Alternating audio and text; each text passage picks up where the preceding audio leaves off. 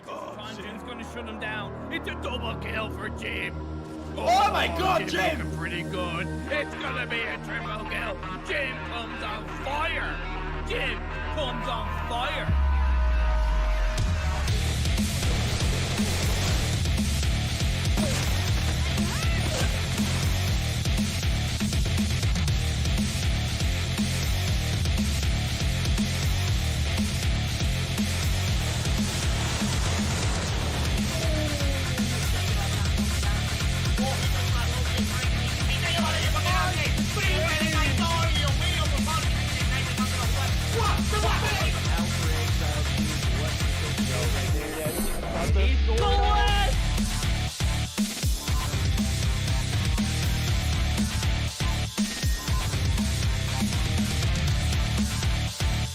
He had the right angle, but couldn't land the shot. The dark scope, the two-piece!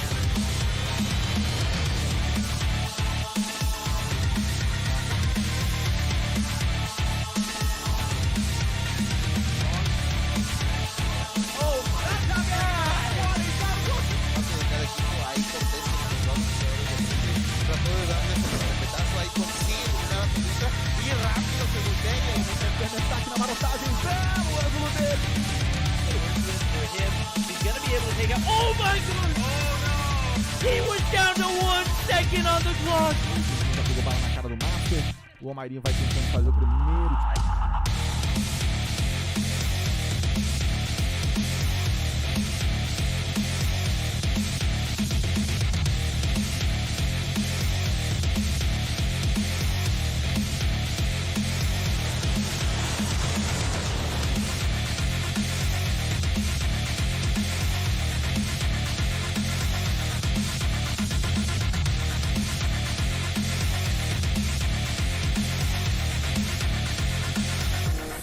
Da estátua vai tentar o tiro porrada e bomba! Vem! Clutch muito difícil de vencer, mas...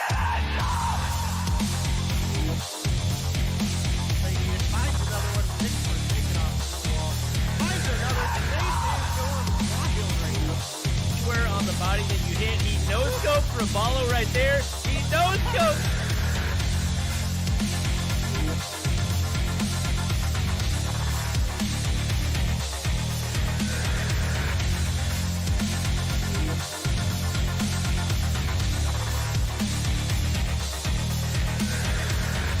Termina eliminando a Jackie, igual queda solamente positivo por parte de repente, consigue la primera baja de este round, se da cuenta que no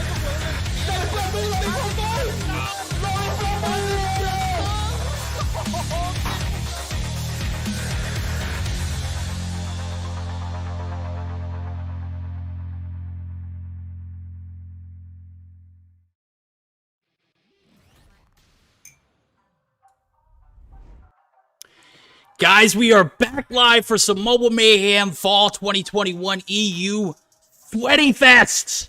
It's your boy Verdict with me today, sipping on some tea. Guys, it's none of his business. It's all his business. We're ever so joined by my guy, Imperium. Imperium, how are you doing tonight, my guy? I'm doing very good, my friend. I'm a little bit tired from being out on a jog. I did leg day in the gym yesterday, but I still got the legs to go these games that we're gonna have today with you, my friend, and I'm excited because I missed a hell of a day on Tuesday. I missed a hell of a day on Tuesday. So if today is in any way near it, I think we're gonna have a pretty good evening of games. Oh, I can't agree with you any more than that. Nova Esports dropping 2 to Stamina. Stamina just came out OP. That game came down to the wire, bro. It was a healthy hardpoint game, 150 to 110 or so for Nova. And then it just got out of hand. Stamina on the backs of Narcs dropping 16, bro. Insane. Take the search. And then it was a 150 to 149 domination ending, bro. It was definitely one for the lifetime. The other scores, Gallant 2-0 over Monarchy, Qlash 2-0. Get 2-0'd by XOXO and Anarchy 2-1 over Dark Pirates. We won't talk any more about that matchup, but speaking a little less about that, more about what we got ahead of us. I think we're going to be starting the action off with Stamina and Noxious Blood. Is that right? Yeah, Stamina going up against Noxious Blood, riding high off the back of taking down Nova 2-1. Preparing, as always, for the Stage 5 Stamina. Looking very healthy across the board. Noxious Blood. Team that I'm excited to see in this series. Information, if you're ready to talk about it, at least. Verdict. It's going to be Game 1 Standoff. Hardpoint. The map number 2 is going to be Firing Range, Search and Destroying. If we do get to a map 3, it's going to be Raid Domination. Yeah, we're going to have a hell of a series here for this one. Standoff, Hardpoint, Firing Range, Search and Destroy. This is probably one of the best rotations in that regards. As a matter of fact, those are 3 of my favorite maps. You can literally run them on any of the game modes, and it just absolutely makes sense. So, yeah, we're going to have a great, as I do see all 5 players from each team, Grizz, Inferno, Drari, Narcs, and Shift. For Stamina, at the bottom for Noxious Blood, we've got Device, Fade, Corpo, Moro, and Nokia. That is going to be the starting 5 for each team. And one thing I wanted to touch on before we moved any further, something that we're going to have later on, a matchup in our 4th series, which is going to be Gallant Esports and Anarchy. If you take a look at the standings right here, Gallant has yet to drop a map. Yeah, that is absolutely major. Exactly. And more importantly, every series Anarchy has dropped a map, right? So that's where that 10 points difference comes from. Anarchy, every single series they've played so far has been 2-1 against them. So even if Anarchy do win 2-1, that still won't put them ahead of Gallant. And then Gallant, let's see if they can keep that streak up. It's going to be a hell of a series. I've absolutely no doubt about it. At the end of the day, we've spoken quite highly about Gallant X Omni based on how they performed over the last kind of couple of months, while, you know, the likes of Anarchy, Stamina, and Nova have been absolutely slaying Stage 4 Masters, etc. This Gallant X Omni roster, it's been building up. They've had success here, they've had success there. Now if they can carry it forward for the long form tournament that is Mobile Mayhem, I could definitely see them winning it, if not semi-final. Oh, yeah, absolutely. And just to speak a little more on that, we actually have a player interview with Gathilia from Gallant Esports. Perfect. And everything that you just said about long form, you know, I was talking about in the interview in particular, how they didn't drop a map against anybody, and they played pretty much everybody in the Purge series a few weeks back. They're in it for the long run. So this is exactly a true, you know, test of their abilities and whatnot coming into a, you know, a drawn-out format. So they're definitely going to be put to the test today. They're going to have a stout opponent in Anarchy who, you know, from Tuesday's stream played in that first game. And I'll just say like this. They didn't play 100% ability. They played a little trolly, which is okay. You can have fun with the team, but Veery with an M4 and a 4x scope. We'll just leave it at that. I'll just paint that picture, you know, for you to imagine. But I think we're good to go into our first series, guys. What do you think? Trying to get confirmations for listen-ins. Yes, we got confirmations for Stamina and Noxious Blood. I'm excited, bro. Ronan, go ahead and fire that puppy up. Predictions. Well, look. Prediction is probably going to be a 2-0 to Stamina. Nothing against Noxious, but they've got 0 points on the board. I believe they've played 1 or 2 matchups so far, and it's clear that they've lost both. The last one was against Qlash, and was it Qlash? The last one they played against was Qlash, and they lost 2-0. So realistically, it should be an easy Stamina win. But if they can take a game off them in this series, to be fair, I think it'd be a positive. I can't agree with you more. If they could find a dub here, actually, we're going to bounce out. Jesus. No worries, man. No worries, no worries. We're going to give this thing a second try around, as it does look like we had players bounce out before anything came through. So we're going to go ahead and give these guys an opportunity to get a fresh connection. And once they do that, they should be able to be able to reconnect. So yeah, definitely don't want to jump into a matchup where they have a ping issue or anything like that. So all fair here, as we do see what's going on. One player disconnecting out. They're gonna get replaced. So maybe they just had a unstable connection. So no worries, no worries. That is gonna be Nokia out and Ajax in.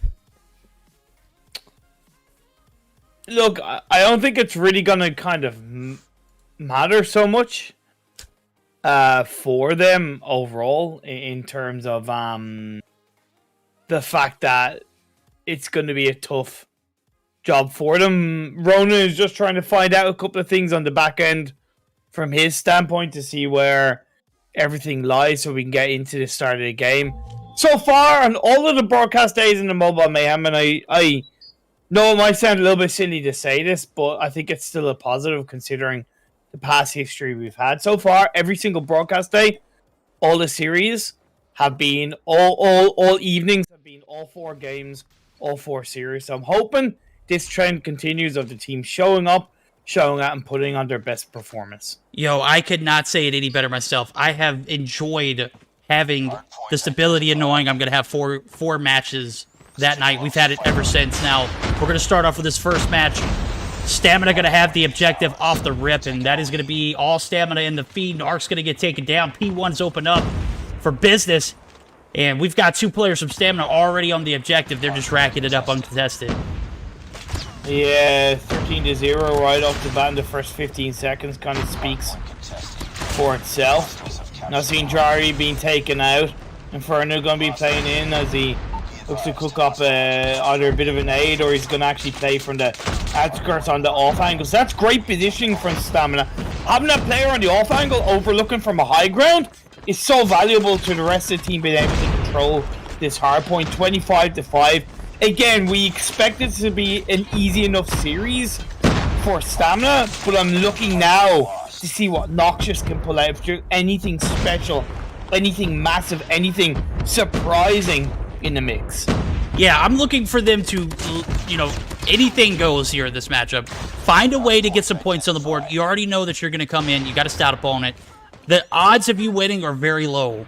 Whatever you got to do to increase those odds, for example, I'm seeing a ton of presence on the hill here in P2 rotation.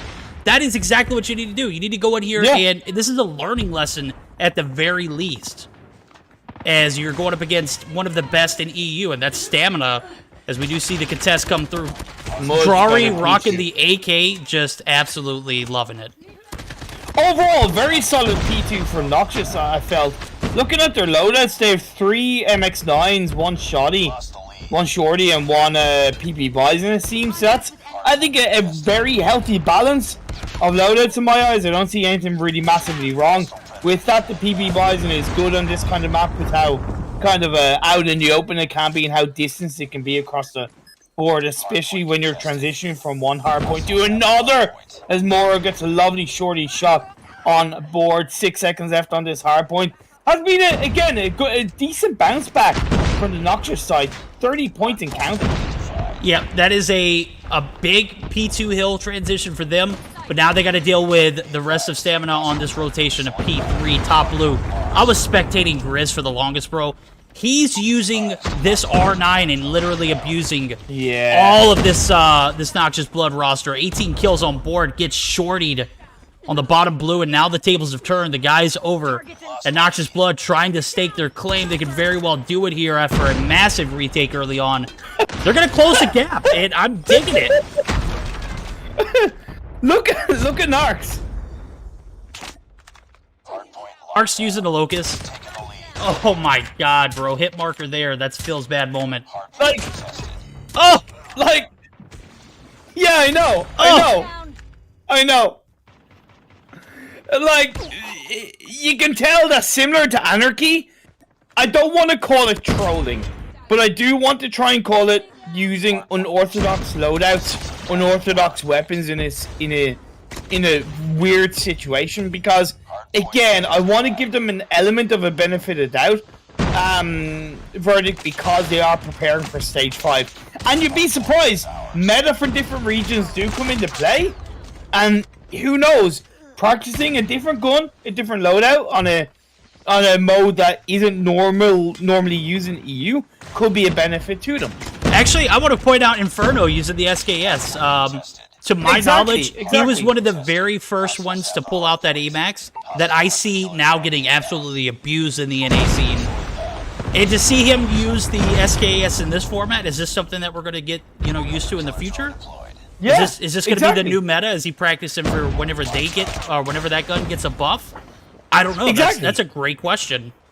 Exactly. It's just something a little bit simple to think about. But either way, 104 to 69, my favorite number between these two teams. 10 seconds left on the hard point, and whatever chance Stamina gave to Noxious, it seems like they've taken away just as quickly. As a matter of fact, I think it's going to be a perfect time for us to go ahead and join into the Noxious Blood VCs. Give them an opportunity to sound out, as they're going to be playing to extend this game to another point. One is broken. Come on. Guys, I got One is top, granite. one market. Oh, this Dead, guy. he's market. At my bottom. Nade it, smoke it, come on, smoke it. One more point, bottom granny. Nice. Need, guys, need. Two more blocking. Need. One is top. Garden, still. Come on, nade it, smoke it, come on. One statue, guys. Smoke. Back alley, shotgun. He's still statue. One is statue. Come on, focus up. Last. Keep going. His statue still tank. Yalla. He's still camping on tank. Whoa. This guy doesn't move. That's a good one. Phoenix. Enemy airstrike incoming. Careful. All right, you heard it there. Comms, thoughts, Imperium. Yeah, not too bad. Quite proactive, a little bit noisy, maybe not as consistent as you would normally see from top teams, and towards the very end it seemed to get a little bit defeated. That's natural. It's not unnormal. And yeah, nothing stood out massively, but also nothing stood out in a negative way. I thought it was a good attempt from Noxious in that game. Overall, yes, it's quite obvious that Stamina were, to an extent, trolling with their loadouts. But at the end of the day, you can see Noxious were still trying their hardest, and that deserves to be respected. Absolutely. Corbo dropping 21 and 19, 32 seconds on the hill. Top frags for Noxious Blood. On the flip side of things, you got Grizz, who dropped 30 plus in each of the respawns against Nova. Drops 31 and 14 here with a half minute on the hill, 36 to be exact. Shift, 15 and 12 with a minute and 59 on the hill, 2 minutes. Bro literally took a mortgage out on the hard point. That is ridiculous, bro. Why pick a fence and all, you know? Exactly, dude. Jesus Christ. And that's maybe part of where Noxious failed, right? And I probably should have recognized that during the game. Not really having, and I know it's not as meta as it used to be, but not having that objective player can hurt your team, and maybe their roles aren't really defined as well as they need to be in hardpoint. Because 36 and 32, 36 seconds on the hardpoint is your highest player. That really was hurting Noxious's ability to really get back into the game. It's easier said than done, of course, but just something to think about. Maybe trying to have that objective focused player, or at least make it look like you have that objective focused player in your side, so the other four players can maybe be a little bit more, okay, I agree. We know what we need to do more. I absolutely agree. Now, this is a chance. We've seen game one. We already know the outcome. We feared a 2-0 here for Noxious Blood. This is their opportunity to get on board and possibly steal a game. And if they do, it's going to be here. It's a firing range, search and destroy. Moro, absolutely OP with his shots. Guy is just cracked with a sniper. He's going to have Narcs on the opposite side of the map, though. And like I said, Narcs dropped 16 on Nova. He knew what he had to do to get into a game 3 when he's focused and hitting his shots, like we were seeing, he was respawn sniping earlier. I am very fearful for the guys over at Noxious Blood. I'm not saying it's not possible. I'm just saying, when you got Narcs who literally didn't miss a single shot on Tuesday, if he keeps that same energy, he's definitely a force to be reckoned with. 110%. Like, at the end of the day, it's stamina for a reason. Now, will they be as tryharding as they were against Nova? Of course not. Of course not. You know, it's like, with all due respect to Noxious and Nova's like trying to compare Fiat to Ferrari, right? At least at the moment. So obviously they're not gonna try hard as heavily. But you pointing out what you have correctly pointed out shows what Nox can do and what he is very easily capable of doing. So as much as I get that there's a chance for Noxious to come back into it, because I think you're right that if there's a mode for them to turn something around, it's this one. We have to respect every single member of Stamina and what they're able to do, especially Narcs, as you said. Absolutely. And then we're going to have Grizz running around with that R9 again. That's a lethal combo. You got Narcs on the long side of the map, and then up close you got to deal with with Grizz. That just ridiculous. I think he dropped 10, maybe it was 9 on Tuesday. Maybe me looking to repeat that same performance as we're going to get geared up for game 2. Everyone's ready to go. Dive on in. Game number 2, Search or Destroy on firing range. I made a prediction. If we go to a game 3, it's definitely going to be this game. But it's going to be a tough battle, an uphill one for the guys over at Noxious Blood, to say the least. Yeah, big time. Good thing is that they are starting as the attacking side in the first 5 rounds, so it might allow them to, you know, I don't want to say put fear into the Stamina players, because it's Stamina, but at least rattle their cages a little bit, catch them out a bit off guard. Their bomb holder, Corbo's, holding it towards the B side on his own for the time being. He disengages away, a little bit of a slow move, but what the hell? Drari is just going for a little bit of a breach and saying, hey guys, hey, how you doing? How you doing? But then he backs off. Yeah, you saw the move, and he was like, no, don't push, I got an AK. I'm a friendly. Inferno gonna drop Moro.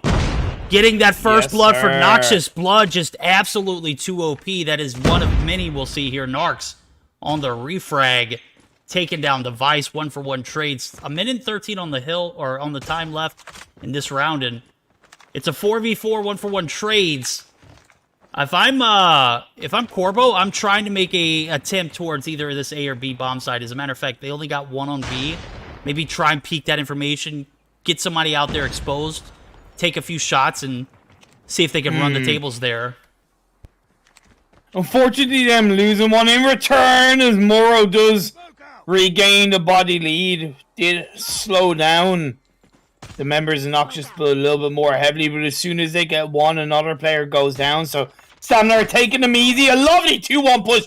Ajax shifts in to take down Shift, and now the smoke is laid down. Corbo is going to plant that bomb. That bad boys, they have that body lead. Just Narcs and Grizz. Don't make that. Narcs, he gets a 1-tap dirt nap onto Moro. 1v2. Oh. Moro. Oh my god, what are you doing, Narcs? He's got Ajax to deal with. Ajax on the bomb head glitch, takes some shots, misses the first. There's 27 seconds, so we can reposition here. Ego Chow. I think not. Playing for that information, maybe going to get a wall bait. That was just absolutely insane, Narcs. He's got, takes a shot. Doesn't quite connect. Looks for another one. Doesn't connect once again. Looking for the third. He's running out of time. 8 seconds left. He has to go for it in full frontal. Ajax takes him out. Good attempt, Narcs. But that's round over to Noxious. And I gotta say, credit to Ajax. He played that time perfectly. He knew all he had to do was lay down and wait for time to run out and for Narcs to make the aggressive push and put himself out of position. Yep, absolutely indeed, as we saw that time expire right before it did. Ajax, who played time ever so well. That's a point in the game where it literally can make or break you, right? There's a moment. Oh, Moro, good shots. That's like one of those times, like, do I have the confidence to take this battle? Like, you're going against Narcs, for Christ's sakes. Yeah, one of the exactly. best snipers. It's on is a challenge. Yep, exactly. Really respect Ajax for that. Now, once again, the body advantage, well, okay, was in the favor of Noxious. Oh. But because a device went down, the bomb is dropped. Inferno gets to pick on the Moro. He's being shut down. Uh-oh, it's not looking too good for the Noxious Blood side. The bomb is dropped. They only have 3 players going up against Stamina's 4. Ajax does get a kill on Degrees. Shift shuts down. Ajax is being returned fire. Corvo picks up the bomb. He's going to look to push on in. He is going to play it through for the time being. Join up with your teammate Fade. Fade gets a kill on the Narcs. Nicely done. Huge frag there for Fade, as they are definitely keeping that same tempo. Inferno going to be spotted inside a trailer. I don't know if Corvo or Fade actually got a glimpse, but he's definitely Switch to there. B. Switch to B though. You've been. It's less so Inferno's being spotted, and more that Noxious are being spotted. You could do them and go for B. Nobody's there. Inferno going to get one. Is going to be traded. Fade's going to be weak. Shot's not going to hit. Oh my God! The R9 to finish off. What a round there for Fade too. Back-to-back rounds where it came down to a 1v1, and Fade absolutely clutched it up for the guys over at Noxious Blood. I'm digging it. This energy? Yes. Oh, yes. Let's go Noxious Blood. Credit to them for that. I still, from an intelligence tactical standpoint, and a switch to the B would have been a little bit safer. But I gotta give them props for that across the board. Great play, great push as a duo. They took it on. They took the challenge and they came out on top. But can they do it once again? Well, they certainly started off strong by getting 2 kills onto the Stamina players. Yep, Corbo going to be trying to rotate towards A. This is a little bit of lost time here, in my opinion. You got a 1-man advantage. Making that rotation all the way over to the A side from the jungle portion of the map may not pan out. But as I say, that bomb is going to go down. We're going to see Drari picking up one in the background. He's got 2. 3v2 now, man advantage in favor of the guys over at Noxious Blood, making it their first round here. Drari can find the last. It's going to be Corbo.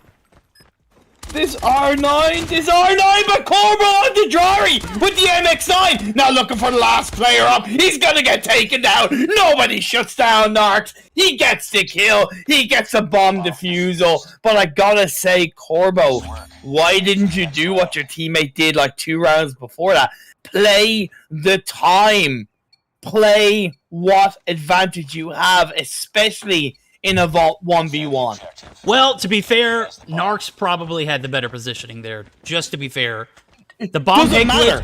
He yeah. still has to defuse the bomb. He still has to defuse the bomb.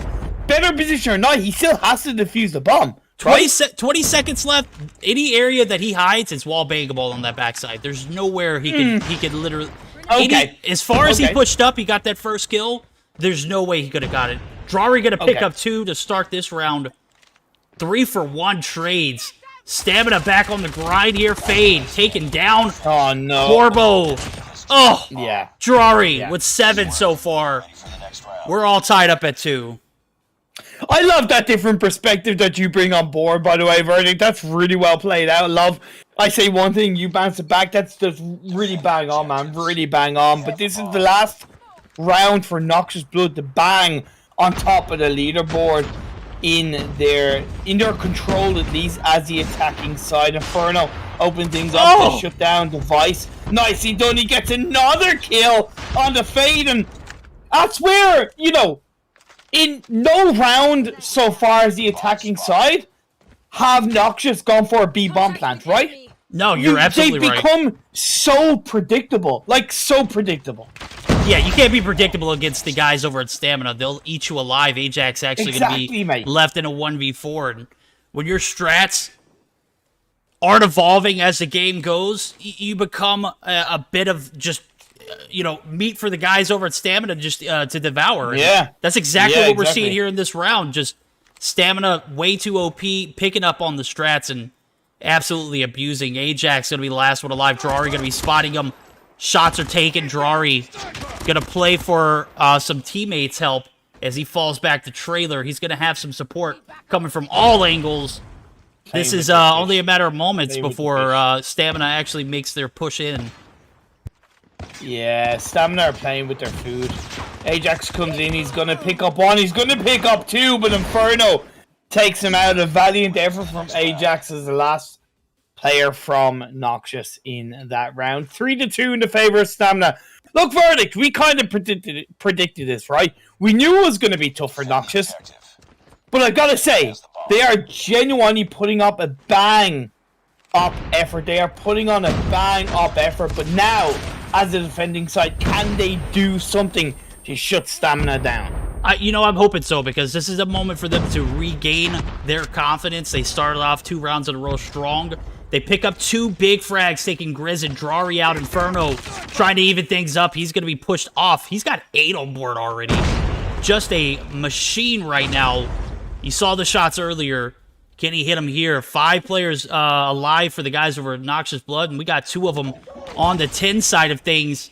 Inferno peeking. He's actually going to be the last one alive. Corvo taking down Shift. That's major. This might be a round tying going in favor of the guys over at Noxious Blood if they can clutch this 4v1 or 5v1. I don't know why Shift Bloom shot that. To be fair, that was really strange on the Corvo. That's a nice kill by Inferno on tomorrow. You stepped into that one. Why are you pushing solo like that? I know it is at that point 5v1, but you just don't give teams like Stamina that kind of opening. Ajax does take Inferno down from that angle. They had them pinch a little bit, but still a bit of a mistake from Moro, and that end don't go in on that solo play. 3 rounds apiece. Stamina, I know what they're doing. They are definitely playing with Noxious a little bit.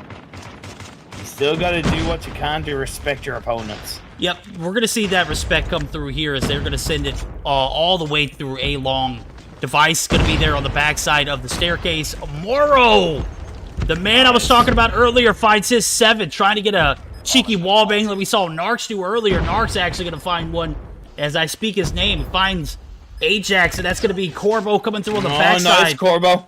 Good push. We're going to see the bomb planted. 32 seconds on the clock. This is a moment of pressure and an opportunity for Noxious Blood to prove their worth here. Going to have to take down Shift, Inferno, and Grizz. Wait, but where's Moro? Where's Moro? Why is he so far away? I have no idea. His teammate got taken out. I get that he was holding that bit of an off angle when Corvo and Device were there together, but the second Device gets taken out, either Corvo looks to try and disengage, or Moro joins up with Corvo. You don't leave that separation play on through. So a little bit of a slow reaction in that moment.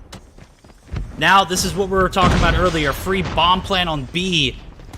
And I think the guys over at Noxious Blood are finally catching on now, but it's a day late, dollar short. 1-for-1 trade zone. Moro finds Narcs. Grizz gets a revenge frag. Make it 2. Grizz. 6 so far. He's taken down. Now it's Fade. Gonna have to take down Inferno and Drari to clutch this round up. We're gonna see the push come through. Drari, 1 shot, dead. Good shots, Fade. Oh, honestly, that probably shouldn't have been allowed from Fade, but great turnaround. He initially went for the sniper shot close range. Didn't realize how close Drari was to him. Switched over to the shotgun, got the first shot, then eventually got the second shot. The bomb has been planted in the meantime by Inferno on towards that B side. Looking to snipe each other out in across the tower, across the road. Yep, this is an awkward angle for Fade to work with. He's actually going to have to get this kill before he pushes down. And you go up the ladder, you're dead. This is an OP strat here from Inferno. I don't think Fade can get the shot. As a matter of fact, all he's got to do, this is playing time and doing it effectively. Peek only when you need to. No, I was keeping on Fade, and he just made one tiny mistake. One teeny tiny mistake while looking back at Inferno. Instead of going straight through the doorway, he kind of hit the side of it first, and then that slowed him down. It was barely a split second, a dog's hair difference of why he got taken out. Ooh, another convincing round for Stamina. That's it. Game number 2 going in the hands as they win 6-3. Stamina earned those 20 points. Noxious Blood, you put up a decent attempt. I give it to you. There were 3 rounds. Value different. Oh, mate. man. Value different. Against the Giants of Stamina? Absolutely. I'll give it to them. Yeah, big time. Look, yes, Stamina weren't playing as seriously. We know that for sure. Between their loadouts, between a level of kind of trolling, whatever. I get that. That's fine. But when I isolate Noxious's playing, I see a lot of talent there. I see the strength of Moro.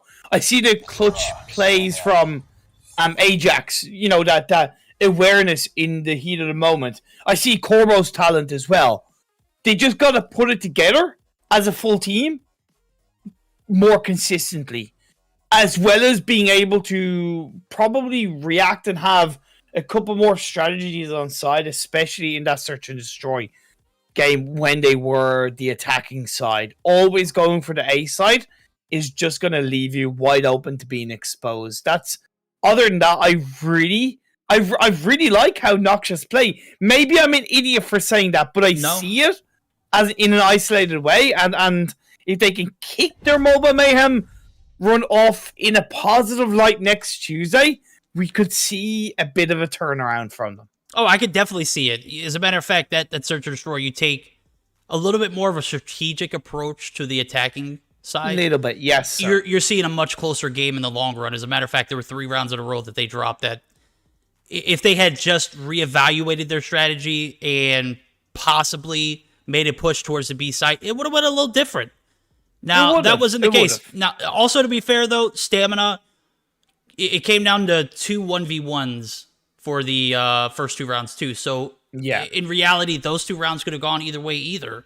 So, the fact that it went in favor of Noxious Blood was, good for them, but in all reality, it could have gone either way. So, a lot to work on, a lot to, build on for the future, and hopefully they'll be able to, to rewatch the VOD and learn from it. So, Stamina, obviously, just way too OP in their field. Just they 2-1 Nova, which has been such a dominant force in this EU scene for so long. The fact that they can contest at the highest level of play, just kudos to them. So, enough about that. We've got more series ahead. As a matter of fact, we've got Nova Esports and Meseeks EU up next, bro.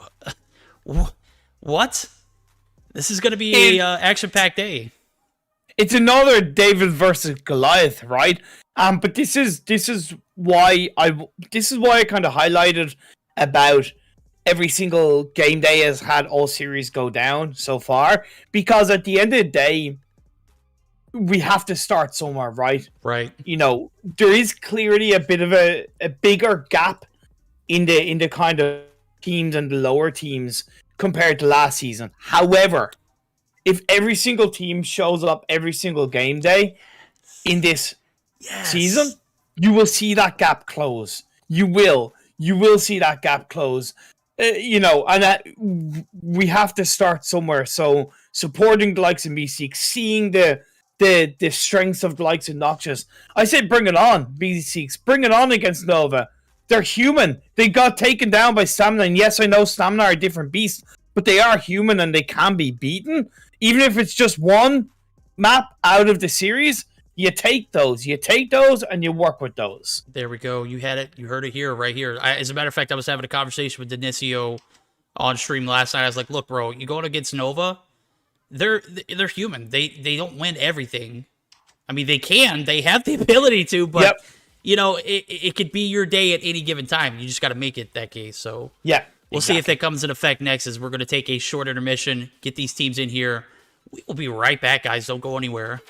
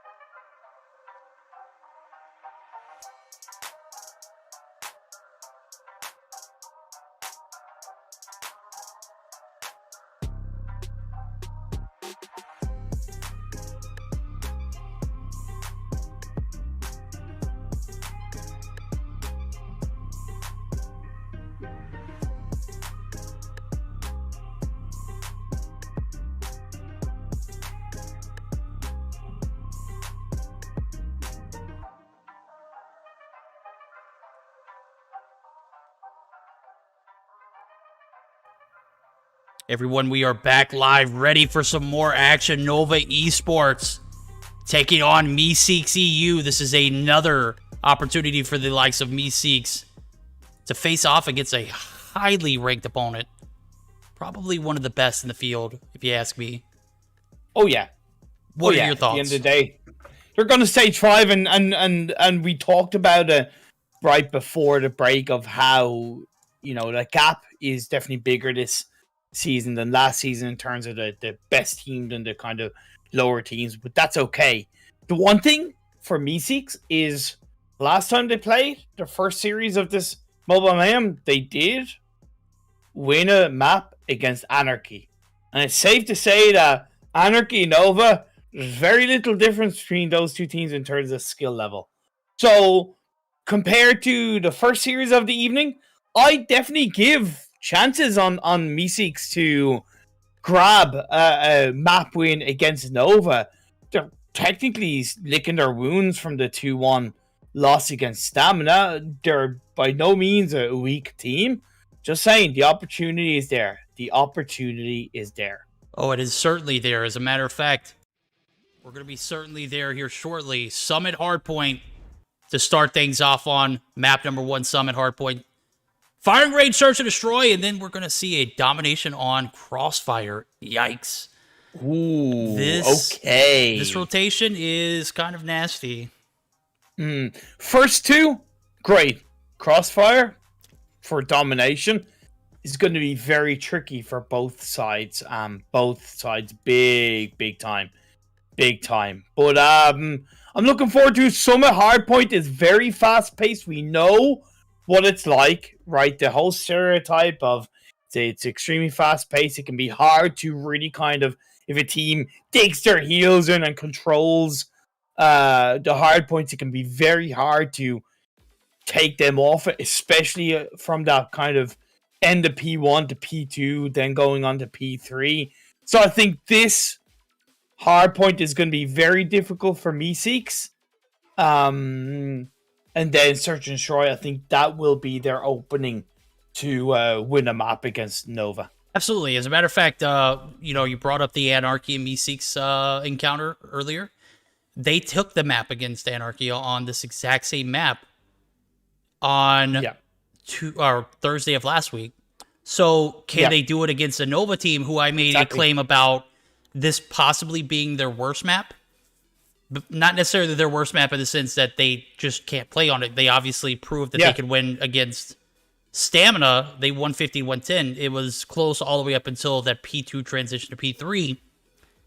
Now this Nova team is going to have to play on it again against a team who I wouldn't say this is their strongest map that I've seen them on, but they have proven that they can take on, top tier teams. So it's truly going to be a test. If they could take this game, I would be not only surprised, but I'd have high hopes for them moving on. But it's definitely going to have to come in that Search and Destroy game. Definitely.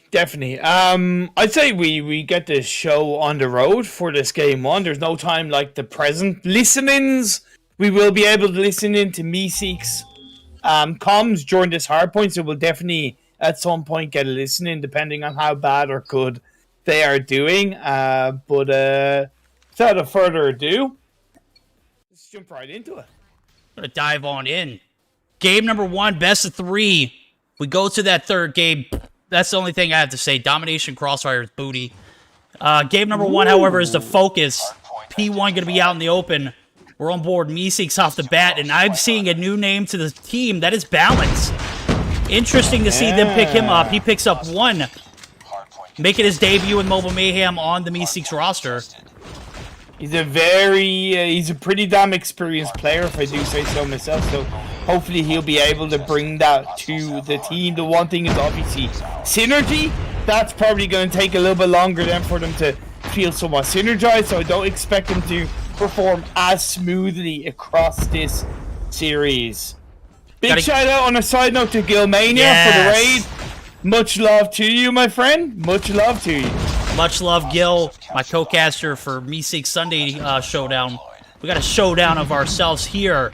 Meseeks taking on the guys over at Nova. Game 1 so far so good for both. It looks like a little bit of a split Balance gonna get some time in. Karma gonna come through and wreck the Very party. good Gore Balance. on the refrags. Back and forth affair so far. I was impressed with Gore last time I saw him against Anarchy, so I hope he does the same again. Hez is another player we really have to look out for across the season 1. Denisio on Balance, right tall, right high. At the start of this P2, they have control, although they have now lost it. It's yet to go into the hands of Nova. They're looking to fight for it. The trade is coming through. Neil onto the Denisio. The members of Nova, they've been able to come in but fight him with a double kill. Looking for Meseeks to take advantage of the spawns that they currently have. As a matter of fact, I do see a little bit too much investment here on P2. Granted, you don't want the game to get out of hand. You send 1, 2, 3 players up, keep one in the back, and now we're going to see that actually come into play as Nova going to take advantage of a few uncontested seconds. They could have whatever they can get here. The real battle is going to come for P3, and that is going to be Meseeks doing a phenomenal job of maintaining spawns so far. As a matter of fact, they're directing that flow of traffic, doing a phenomenal job holding the backside of this tower spawn. But also, I just noticed a big mistake made by Balance. Pulling out a death machine at that point, absolutely pointless. You've already lost P2. Save the death machine for P3. Max. When you're much more able to use that to your advantage to control and turn this one around. It's a good lead. 40 plus points in the favor of Nova. General Gore, he's pulled out a death machine. They also have a turret up as well. Nova, they're going to be aware of that. They're going to tread lightly on any kind of breach into this hard point. Absolutely. With kinetic armor and annihilator being banned, the death machines and the sparrows are going to come out to play. Yeah. Balance going to be on point. Gore going to be utilizing Lovely, that Gore. sentry gun. Now we're going to see the death machine come out as well. Now this is a point. You got 22 seconds. You double down. You go for the P4. There we go. Gore had a moment of uncertainty there. We see the resilience. The battle back for P4 spawns are going to come into play. Nova's only going to get a bit of that trickle time. Granted, they have a lead. You can't invest into that P3 transition. You got to invest in the rotation, and that was a well-disciplined play there for Meseeks. Interesting use, timing-wise, of the Predator missile by General Gore. Don't know if that was a good or a bad thing. I felt like maybe just as the P4 came up would have been a little bit more beneficial, but either way, let's see what they can do with this. It is in the control of Nova for this P4 transition across the board. Balance comes in. Denisio as well. Getting the kills on board. General Gore and Hez picking up kills respectfully. They haven't got control after a hard point, but they have been able to now take Nova away from it. Yeah, they're doing a phenomenal job of holding those back spawns like they did in P3.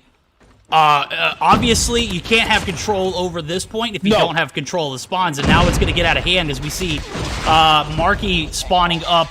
That's going to be Saturn's there too, and Yaya. This is going to be a similar transition that we saw earlier, so maybe they have that one anchor in the back and it makes a difference, but at this moment, it is going to be a little bit of trickle time going in favor of Nova as they are absolutely able to take advantage. What's good? Let's pop into Meseeks VC. Now's a good time to do. They are still within the running to take this game. Let's have a look at what they're listening to. All right, you got it. Sound in for the guys over at Meseeks. Just one next to you right now. Yeah. Stop that. Guys, get confused. He hackers dead. 2 beat him. 1 dead. One more beat him. Call up, red. Bottom C dead. Radar dead. I'm pushing for free. Yeah, got They're top. pushing camera. One cage on control. Cage one top. He's dead. Cage one top. In cage. Get him, guys. OBJ. One beat him. He's behind the stairs. One you think so. One behind. One computer. Shadow. He's top speed. Computer side. One stairs. Bottom connector dead. Yeah, go for top. Whoever's Go going green. past. One beat him. Nice. Okay, he's still Top. top. Nice. Top. One dead. Alright, get green spawn, get He's jumping bottom point. Nice. guys, fall back. Still fall back. You guys are too far. Side. Perfect.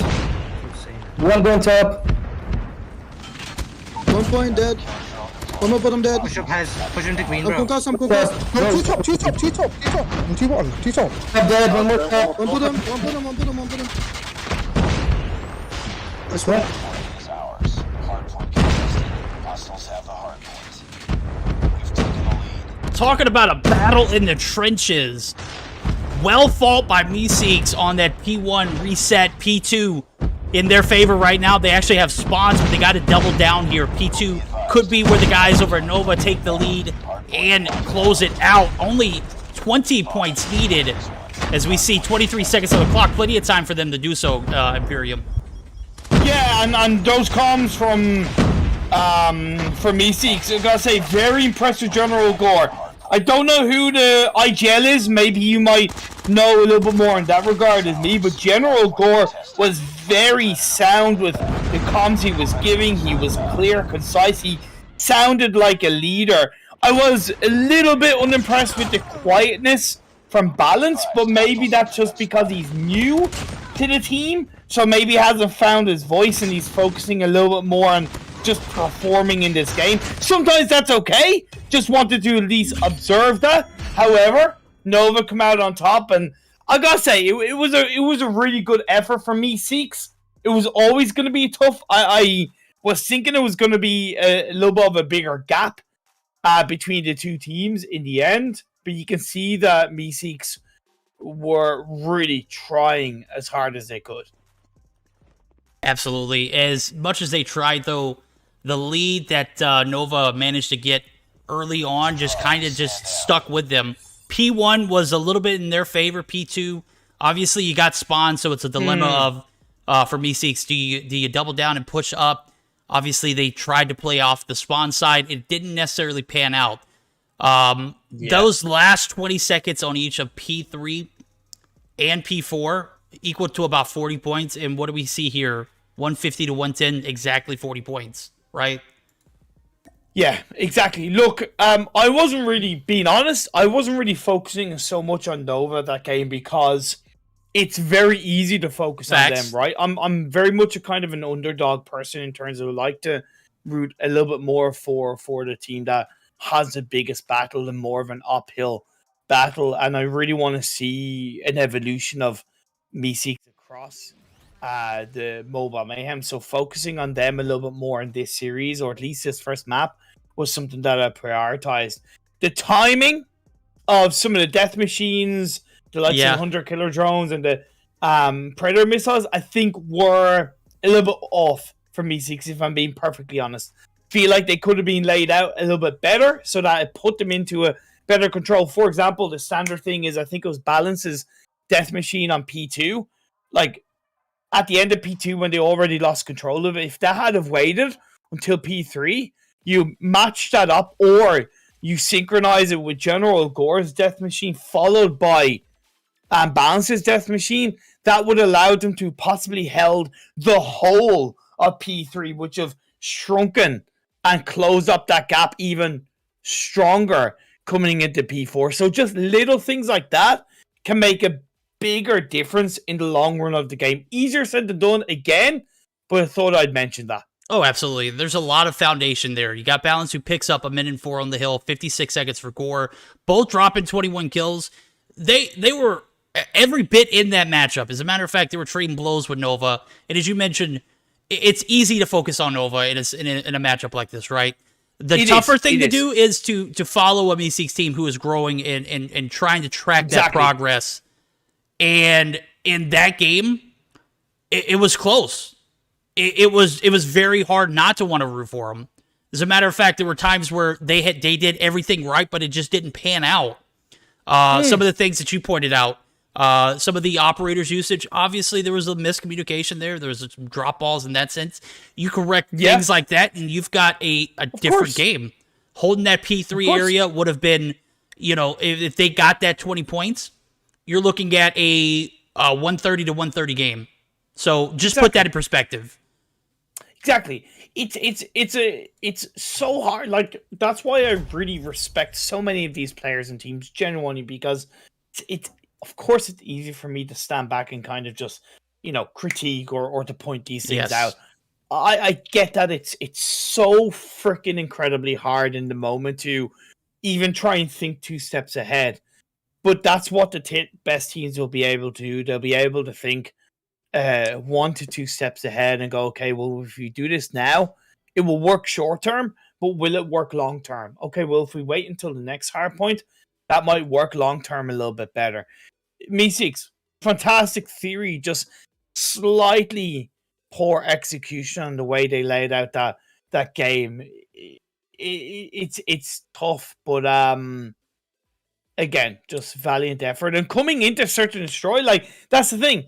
I could see them beating Nova and Search and Destroy because a lot of what COD Mobile comes down to as well is how much pressure you can put onto your opponents, how much you can make them crack in that moment, right?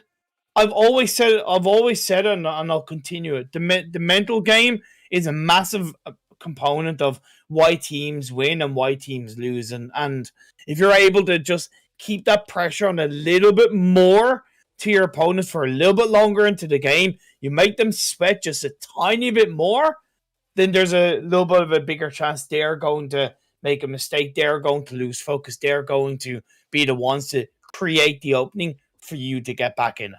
Well, this is going to be an opening for Meseeks EU to take us to a game 3. It's literally going to depend on this next game, which we were just talking about. It's going to be a Search and Destroy and firing range. You got a lot to work with if you're Meseeks EU, but you also got a lot to deal with. There's a lot on their plate here in this game. It is. True Lily making the entry into the next game, as Saturn's is going to be subbed out, is not going to be so much of a factor as you got Neil, who has been probably one of the best snipers of the game for the past 3 to 4 seasons. Yeah. As a matter of fact, one of my favorite players to watch, even when he was a part of Unicorns of Love. Love to see him join a stout team with Nova. Just all good things come his way, man. Big fan, Neil. We're going to see if Meseeks can take us to that game 3, though, as we're going to get geared up for it. Predictions. What are your thoughts? Oh, man. I'm going to say 6-5 to Meseeks. Okay. Oh, wow. That was a bold statement. 6-5. I'm going to counter you. I'm going to say it's going to go 6-4, and it's going to go Nova. I'm being realistic. I'm very optimistic. I respect that, mate. Yeah. I'm being very, optimistic to your side, as I would love to see a game 3. But in all reality, Nova has got their act together recently, and it shows. So, bomb spotted. Quick thing, Denisio is having a couple of connection issues, so hopefully his connection isn't too painful in the Search and Destroy. Hopefully it settles down as we get into this game. I know ping and that latency makes a big difference for this player, so I hope Denisio is able to settle things down and help his team get back into the mix. It's certainly a poor opening initially as General Gore gets taken out, but Denisio does fire back onto Neil. Yeah, we were talking about the ping issues potentially for him, as he had a connectivity issue in the lobby, but now we're seeing shots connect. Neil drops after he finds one. We'll see him back next round. Still a 1-for-1 trade, though. No advances on either site. As a matter of fact, this is some very conservative gameplay. If you're on the attack, you definitely want to make sure that you set the tone early, but don't put yourself in a position to be at a disadvantage, and this is exactly what we're seeing from Meseeks. I also love that defense for Nova overall. Having a 2-2 split between the A side and the B side for an extended period of time. They have switched things over to have 3 on the B side, which I think is a little bit weird, because I think if there's one of the sites to breach a little bit more heavily and to an extent easily is the A side. The information has been given over. Denisio picks up Marky. That's a good start for him. Is now going to look to plant that bomb. Karma onto Denisio. Hez ramps it up. Karma and Turo, the last 2 players up. Turo going to be the 1v1 with Balance. Balance wins those. And we got a 3-1 with the bomb planted. Karma instantly taken down. If Fahim gets the bomb plant down, picks up that head glitch. And that is going to be the first round going in favor of Meseeks. I got to say, well played by Meseeks. The organization, the strategy, everything paid off. Pushing as a full 4-man team. Facts. Yes, exactly. So good. And that's where, honestly, that's where I think Nova also made the mistake of having 3 in the B side. I think it should have been 3 in the A side and 1 in the B side. I completely agree. As a matter of fact, doubling down on B, just not necessarily the move, in my opinion. Even if you have a 3-2 split, it should always favor A, in my opinion. Gore going to be weak again. Exactly. We're going to see 3 mid, 2 on A effective for the guys over at Nova. Karma. Balance on his own? Well, he's being supported now by Fahim, but at least he made the entry point on or towards B on his own. He's backing off a little bit. General Gore open things up, takes down the sniper of Nova Neil, but it's going to be instantly returned by Marky, who certainly has some fantastic sniper shots in his back pocket. Yeah, but what does it do here? It opens up the A gap, or B gap rather, but Turu just too OP and things are falling apart for Meseeks. Fahim's going to be last one alive. He was half health after taking that first shot. That second surely takes him down, and we are tied up 1-1. I was loving the B push because all the information that Nova received, you saw the players rotate over, it opened up the gap, but Turu knows his role and he plays it well. That backfiring range area on B just absolutely OP for him. It's a full 5-man push towards A. I think that's a little bit too linear, but I do respect the aggressiveness, right? The manpower can come into play, although that's going to be a return as Karma takes out Denisio. Fahim, there you go, onto Karma. Good teamwork, good teamwork. Turu, oh my god, man's a legend. Picks up 2 in trailer. It's a 2v2 still. Has it balanced. Balance with the bomb in hand. Does have the heady here on the A site. Gonna go ahead and try and get the plan off. Turu. Gonna be very patient inside of trailer. Not gonna give anything away. Neil gonna be on the backside. Barrels. Hez. Lines up a shot. Misses. Hez on the full-on flank backside. Balance takes down. Turu is traded instantly. 30 seconds on the clock. Hez and Neil in a 1v1. Very intense. Shorty in the hands of Hez. He gets the shots off. Neil isn't even looking in that direction. He's standing there picking his nose, for God's sake, it looked like it. But that's great play by Hez to come in and get that final kill. For me, Hez did make a bit of a mistake. I understand why he was there, but I still think that was too far away when your teammate has planted the bomb. It should have been that kind of, well, it's a 2v2, we planted a bomb, we gotta stick together much closer. Neil might have been caught picking his nose this last round, but this round picks off the first blood. Well played there for him, giving his team the 1-man advantage, much needed. Oh my god, Marky doesn't miss. Finds Denisio. Denisio just absolutely OP in the first 2 rounds. Not going to be a factor here. Balance, however, trying to balance things out himself. Finds 2. But is it going to be enough? Marky actually going to get the kill and the next one, 2-piece to close out the round, and we're again tied up at 2.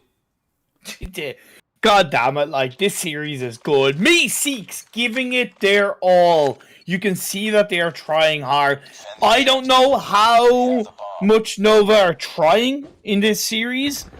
I can't help but feel that they are, to an extent, trying pretty damn hard, considering how they got humbled in Tuesday's series against Stamina, licking their wounds, so they will want to fight back that little bit harder against the side of Meseeks and bite them off very heavily. But no, Meseeks are not going to let that happen. They're going to say, okay, if you want to bite us off, you're going to have to bite through steel, plastic, everything you can to get to us, and that ain't happening anytime soon. Toro is the last player up. Denisio, absolutely OP, found the shots O'Neal to clear barrels, finds the last one on Turu, who caught Hez with his finger in his nose. It's a lot of nose pick in this game, bro. I swear to God.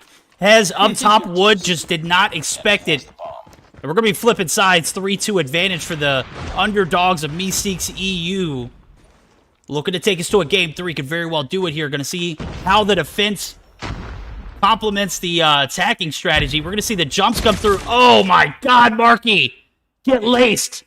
1 shot, 1 kill. Misses the second one. He's got 2 to deal with. That's Turu and Neil on the revenge frag.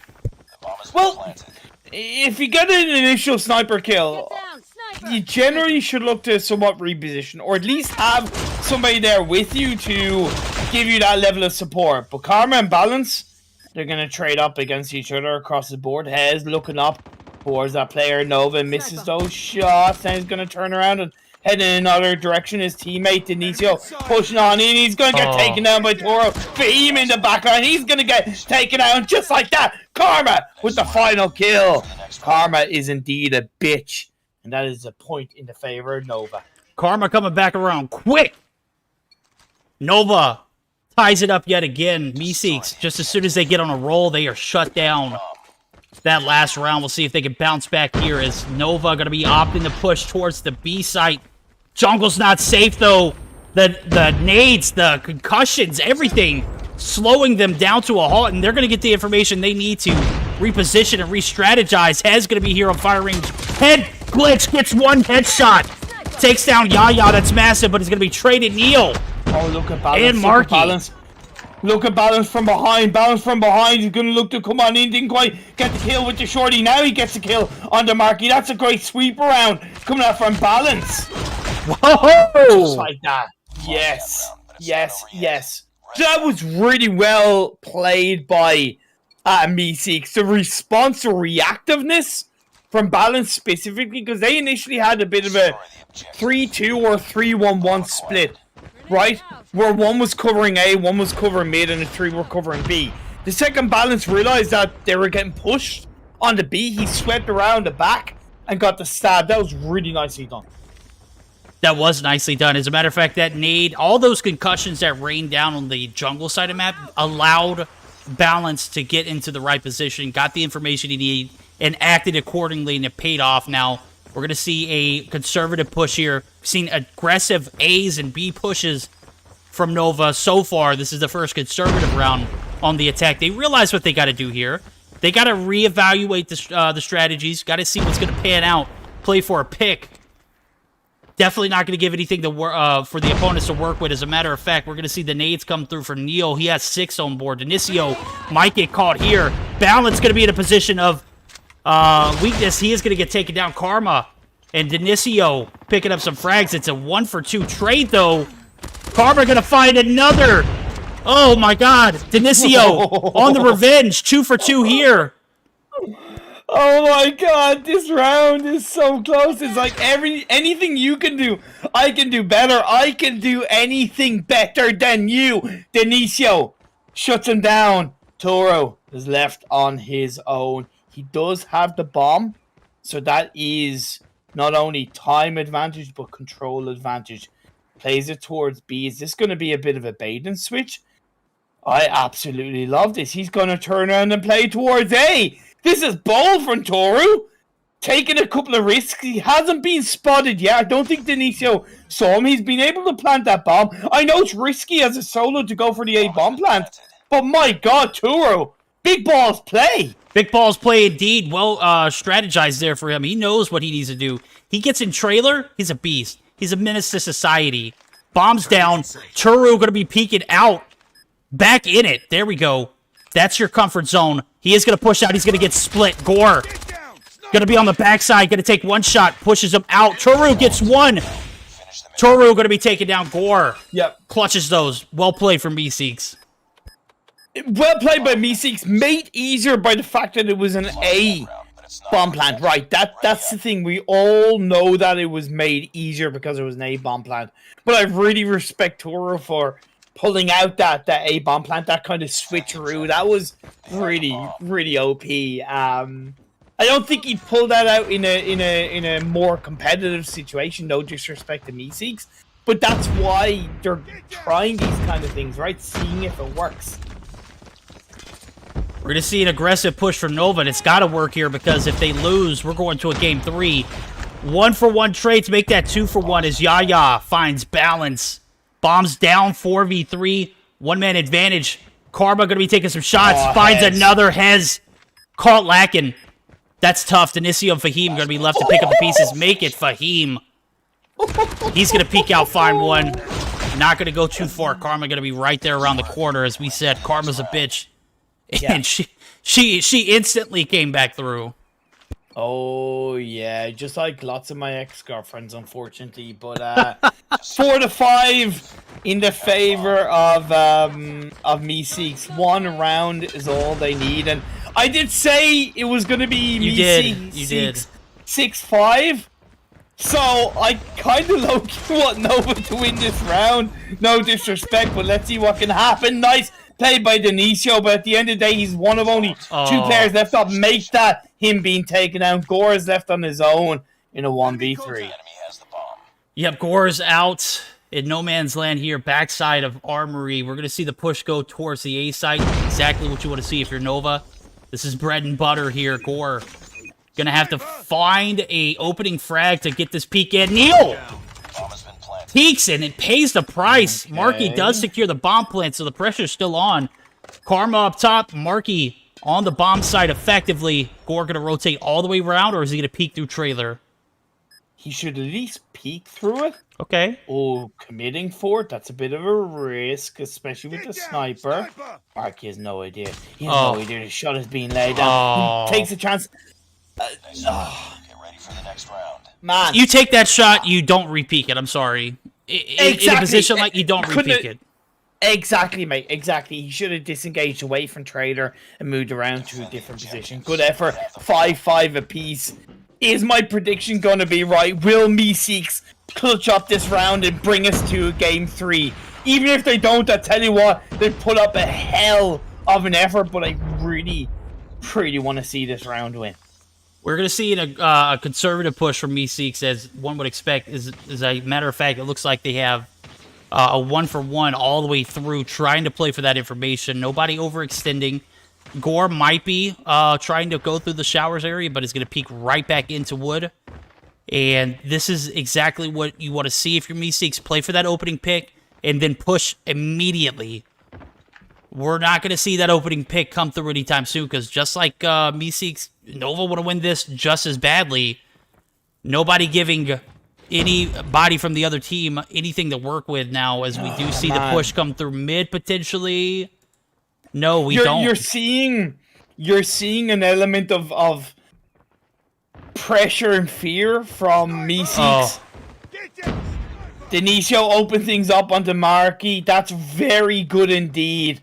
General Gore would have been taken out if it hadn't been for that, but he peeks the corner. Neil returns it up. I don't get why General Gore was there. He should have played it back, and it should have been a bit of a bomb plant push from the 5 members of Meseeks, but instead we're down to 3v3. Make that 2v3. Karma taking down Denisio. Yep, and you got to look at the position of the bomb here. This is a big ball dropped. As a matter of fact, Karma's going to be... How does Balance not know that Karma's there? The information should have been given off. The laser was being seen from Gore. He literally was waiting for Karma to peek it, so I'm not sure where things went wrong, but 6-5 win for Nova. Nothing wrong about that. They want to take that 2-0. They very well do it. They're going to be earning 20 points, and Meseeks going to be going home with a learning lesson for sure. Pressure got to them, right? The last round, I understand that they knew they couldn't slip up, but to me, it would have been a little bit stronger / more respectful for them to slip up, going for a 5-man push than playing as passive as they did.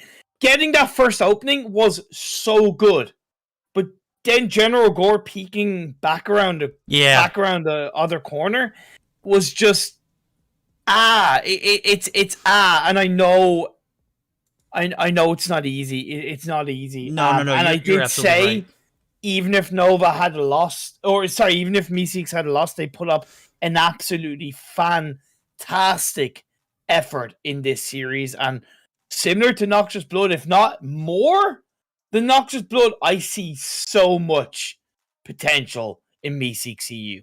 A lot of potential, but again, going back to that opening frag, I wanted to speak a little bit more on it. Gore peeked it initially and spotted Marky. Marky spotted him. He knew it. He took shots. He missed. Marky missed now. But that information is going to Nova. Marky's not going to miss that call out. So to re-peek an area where you were just at, Of course Yeah. they're going to be right there to get the refrag. That was a Exactly, big ball drop for exactly. Meseeks, and the bomb's in your hands. You can't risk it in that case. You got to be on the backside. You got to play patient, and ultimately, Karma got those last 2 kills. If that doesn't tell you patience doesn't pay off, he was literally inside trailer in the corner waiting for someone to push, and sure enough, there was. Yeah. So, well played for Meseeks. Well played for them indeed. Definitely. And now it's time for the next series. I think we're going to get geared up for a Monarchy and Qlash series, which should be fun. That should probably be a little bit closer Facts. of a series, right? Qlash are on 20 points in 4th, Monarchy are on 15 in 6th. So no doubt about it. It should be very close. You overall have to give the advantage initially before we go to break the Qlash.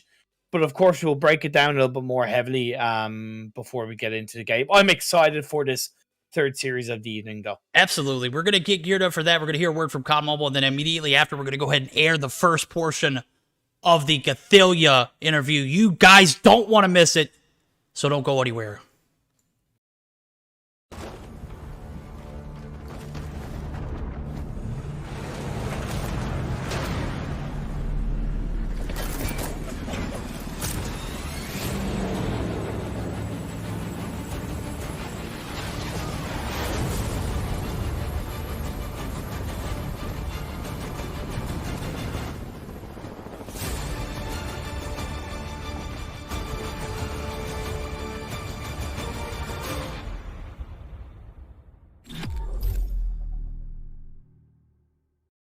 Good evening, everybody. We are here live for another player interview for Mobile Mayhem EU Fall 2021. With us today, we've got Cathilia and Capo from Gallant Esports. Guys, how are y'all doing tonight? Hey, Verdict, I'm fine. We're fine. Good deal, good deal. Now, Cathilia's native language is French, so he will be speaking primarily through that, and Capo will be translating for us. So great. So cool that you guys live so close to each other. It was just a conversation we were just having about a moment ago, but less about that, more about this now. Cathilia, tell me about yourself. Where are you from? How old are you? And we know you speak French. Tell us a little bit about that. I can talk in English for the start. So I'm 20 years old. I'm from France, and just I started the game 1 year ago after the first World Cup. That's what's up, bro. So tell me this, is this your first is this, what got you into gaming? Is this your first mobile title? No, it's not my first mobile game.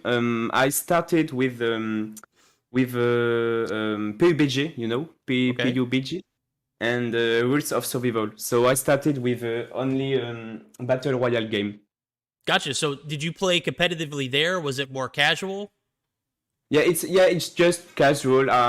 For COD Mobile, I was playing COD Mobile for fun and in ranked, with just friends.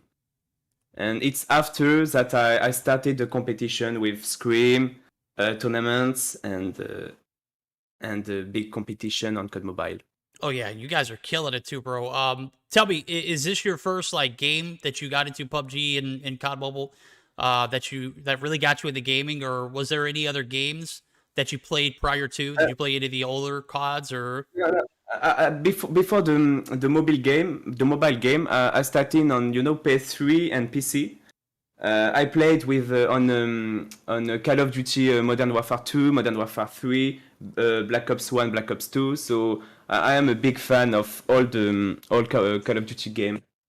Oh, that's dope, bro. That you're an OG then. If you could say Modern Warfare 2, that's some time, bro. Yeah. I started the game really, really young. I think I was 12 years old. I think 12. Yeah. Just sweating it out, bro. Just sweating it out. Tell me, did you ever play competitively there? I know there was an age gap, but did you ever, pursue, playing competitively? Did you play scrims there or?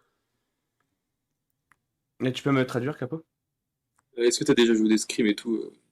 In the old Call of Duty? Dans les anciens? Yeah. I just scream. Just scream on Black Ops 2 only for the competition. But before, I played with my brother only on the Modern Warfare 2, Modern Warfare 3. So that is what's up, man. I remember getting on and playing zombies a lot. Whenever, that was it, bro. That was the move back then.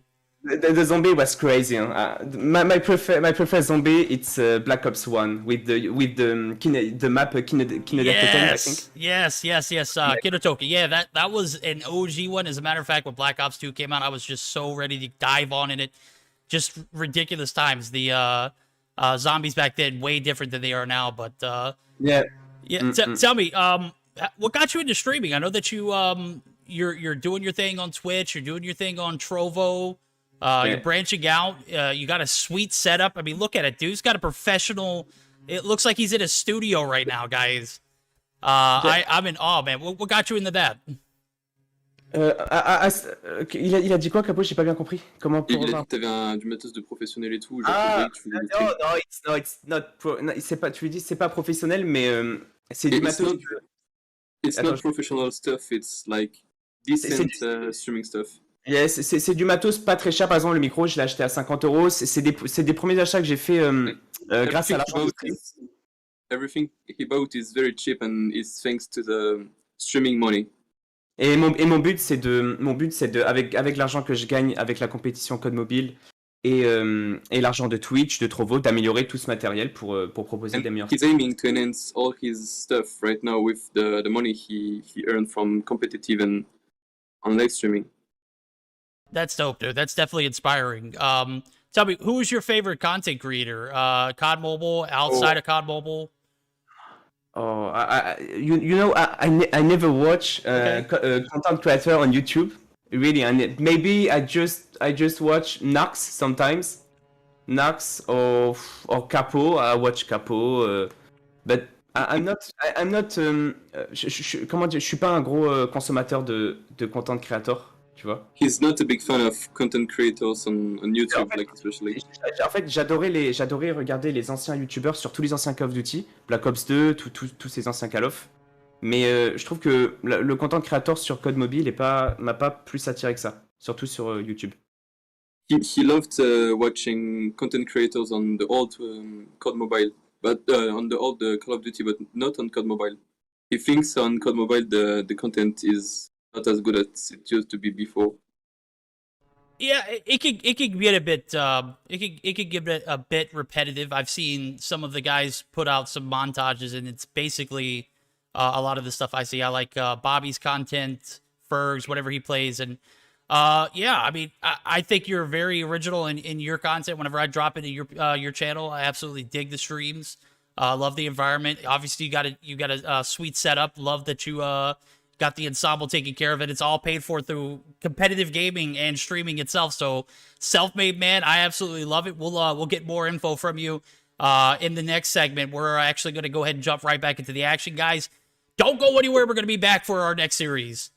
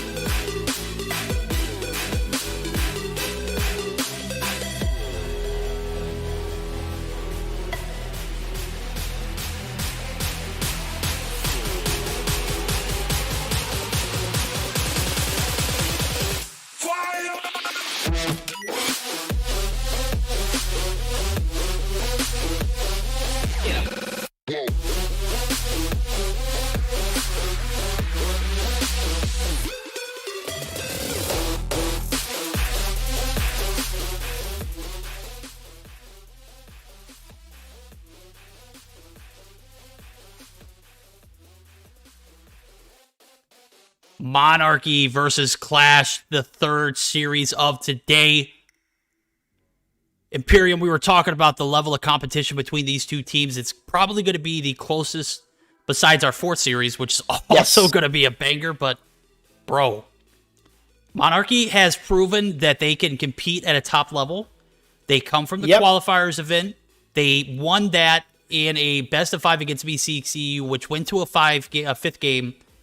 They win against XOXO to start off the season, pick up 15 points, and now they have an opportunity to do some damage here against a Qlash team who show promise, but are not necessarily on top of their game 100%. No, for sure. Both of these teams have clearly, obviously, a lot to improve on, which is great because the opportunity is there within this Mobile Mayhem season, 150%.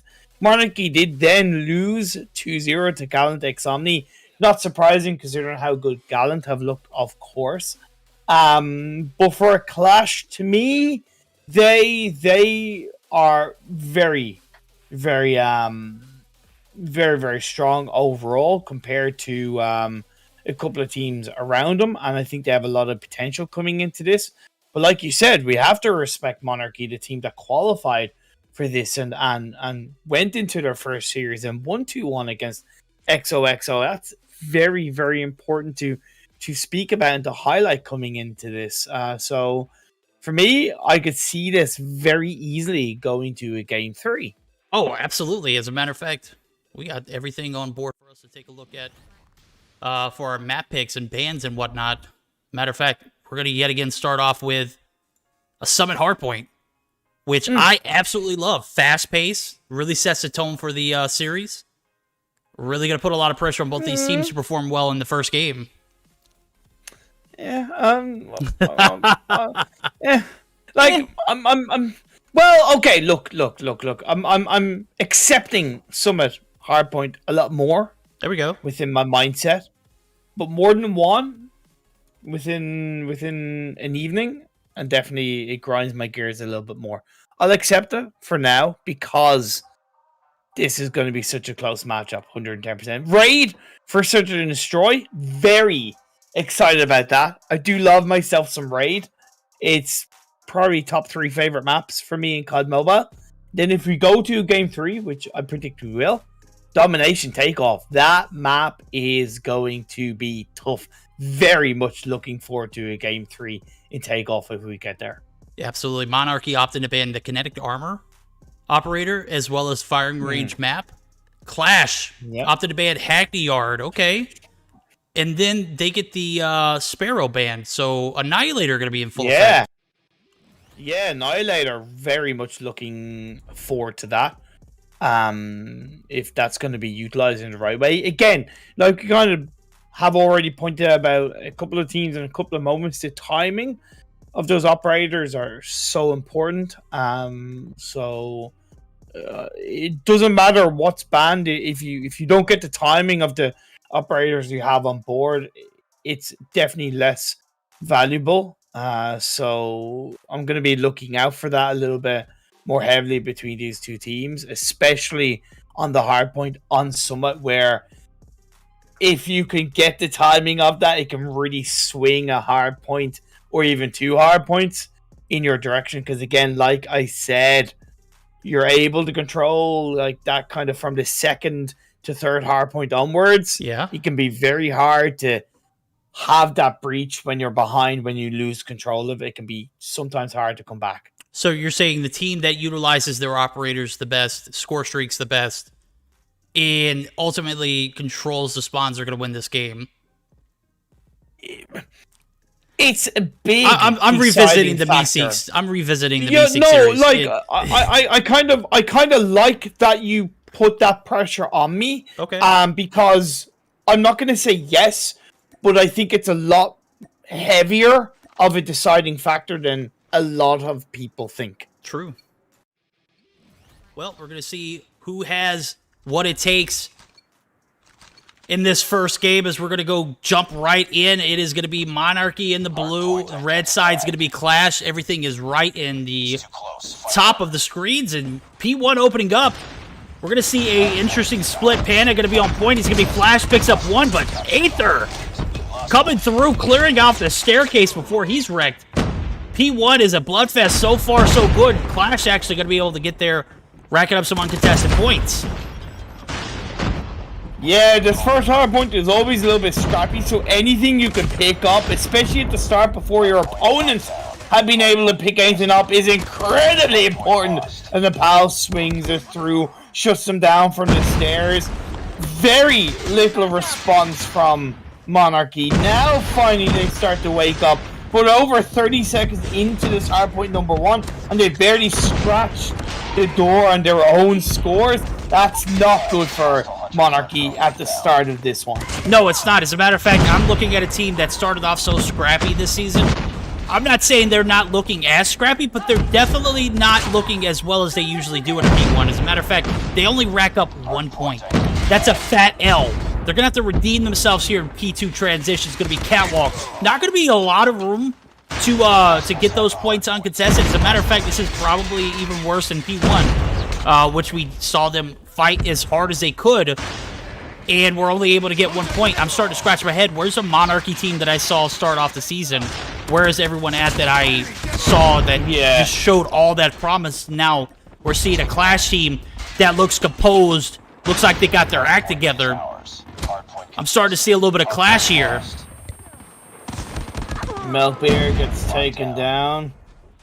Could be a bit of an opening, indeed it is, for Monarchy to finally switch things up. A lovely kill by Ibble. He has the support from his teammate from behind, so he can then focus a little bit more heavily forward. 15 seconds left on this hardpoint, and if you notice one thing, what are Qlash doing? They're not challenging on towards that B cap. They're looking for the that second hardpoint. They're looking to play towards that third hardpoint. That is so well done from them, as we are 22 to 52. They knew they had the lead.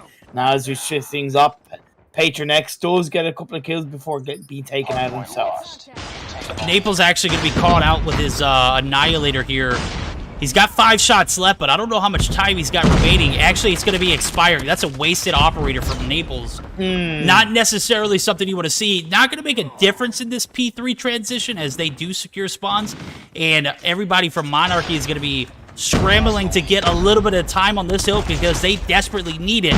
But that is something you can point out in regards to, you know, how this game pans out in the long run. One used operator skill wasted, and we're going to see a retake come through with about 25 seconds. Much needed time here for Monarchy. Yeah, but at the end of the day, like, Qlash are keeping them at bay, right? They're holding on to that cushion. They're doing exactly what they need to do. They can't rest on their laurels, right? But when you really look at it, the way they're playing this game is extremely good. Coming in towards the end of this hardpoint and setting up for the next is absolute beast of a Goliath being laid out from Ipana. The right time to pull it off. I would say it's a bit of a risk inside the box area of the hardpoint, but when you have a couple of players around you, it makes complete sense. It is going to get taken out, so eventually, the time being 88 to 48, 50 points dividing these two teams. Absolutely. Now we're going to see that Goliath that was utilized maybe for about 25 seconds get taken out, and about 30 left on the hill. We're going to see Qlash attempt a retake, but they don't have spawns, so now they're playing against the house. as I do see numerous Monarchy players finally starting to get back into this thing, spawning on the top side of the map, the plow side, if you would say it. Decent P4 rotation and retake here for the guys over at Monarchy. They need every bit of this time to regain the deficit they found themselves in after that P4 rotation. So, hell of a recovery here. Monarchy still very much so in this. As a matter of fact, they're only going to have about a 3-second gap in between the top spot, which is 87 to 90 P1 reset. And a big part of that is having a turnaround in terms of the KDs. They had like one, maximum 2 players with a positive KD, but they now have it switched over to 3, and that's pretty positive. Aether picking up 11 kills to his 10 compared to earlier on when it was much lower. 19 for Machines though. 19 for Machines. He's definitely the 4 player for side, and the reason why he's able to turn this one around. Machines gets another kill on towards this hard point, as it is going to be a lovely lead from the Monarchy boys. They have fallen behind at the start of this game, but as you get into the second half, 103 to 97. And I think this would be a perfect opportunity. We'll dive on into the VCs of the guys over at Monarchy, who have now taken the lead, actually going to be getting the contest here, and is able to wipe the point off. So join us for the VC listed-ins of the Monarchy team. One is stairs, one is stairs. Beat on. One mid. One screen. 2 green. Oh, one shot. We stay spawn out, one C. 1 point. Hostiles have captured the hard point. One is cage. One more. Go bottom. Any top. One behind the bar. 1 point. Any on hand, I think. Bottom. Any bottom. Go for spawns first. Go for spawns first, boys. Stop rushing one by one. Any on point. Any top again. 20. Wait. Switch spawn for the next top floor. We need to rotate. No, machine. Bottom back. I spawned now. One top, he's jumping now. Hostiles have the hard point. We need to flip the spawn. For the storm. Contest. Ah, fuck. All right, Imperium, you heard a little bit of frustration. You heard some lackluster comms, to say the least. They had a little bit of momentum going into that P2 transition, and just like that, game number 1 going to go in favor of Qlash. What were your thoughts? Great turnaround verdict by Qlash. Got to give them a lot of props for that. Considering they'd kind of fallen behind and on that P1, but that P2 was really big plus from them, and they stuck to their guns, they dug their heels in and got the right plays. But yeah, for Monarchy, I appreciate the calmness, but there's a time to be calm, and there's a time to be, come on guys, come on, we can get back into it. There was very little of that, like very little. The only person that in any way, shape or form seemed to have that kind of voice, and even then it wasn't that strong, was Aether. Everybody else was just kind of, they were communicating, but it was just kind of, here, cage, here, that kind of thing. It was just like, you're at the end of the game, you have a lead, it needs to be this, come on guys, we can do this, we can get back into this game, cover your areas, slow things down, try and suppress Qlash. It's not much, but it plays into the psychology of what is the difference between a good team and a great team. In those moments when you're able to dig that little bit deeper and to hold on to that lead, I needed to hear that from Monarchy, but we didn't, and it is really a big component of why they ended up losing that game. I completely agree with you. As a matter of fact, it seemed a bit disoriented. It seemed a bit, unorganized. It seemed a bit of, I mentioned lackluster. You know, those comms were supposed to, when I joined in, I was hoping to hear, we got this, there's some direction. All I hear is, we're spawning out. I get the spawning out part. I heard the play for spawns, and then I heard the last second effort for contest. And by then, I mean, Qlash had already put the dagger in the heart. They were just twisting it. So a well fought match from both teams, but Qlash started off strong and they ended strong. And regained themselves after a P4 that was supposed to be their money hill because they set up properly. And the fact that they were able to get back in the backs of a P1 and P2, you don't see very many games in on a P2. That'll just show you how unorganized and disoriented the Monarchy team was in that matchup. Yeah, for sure. Like, Machine's put in a hell of a lot of work. He lived up to his name. He was like a machine in that getting 27-17.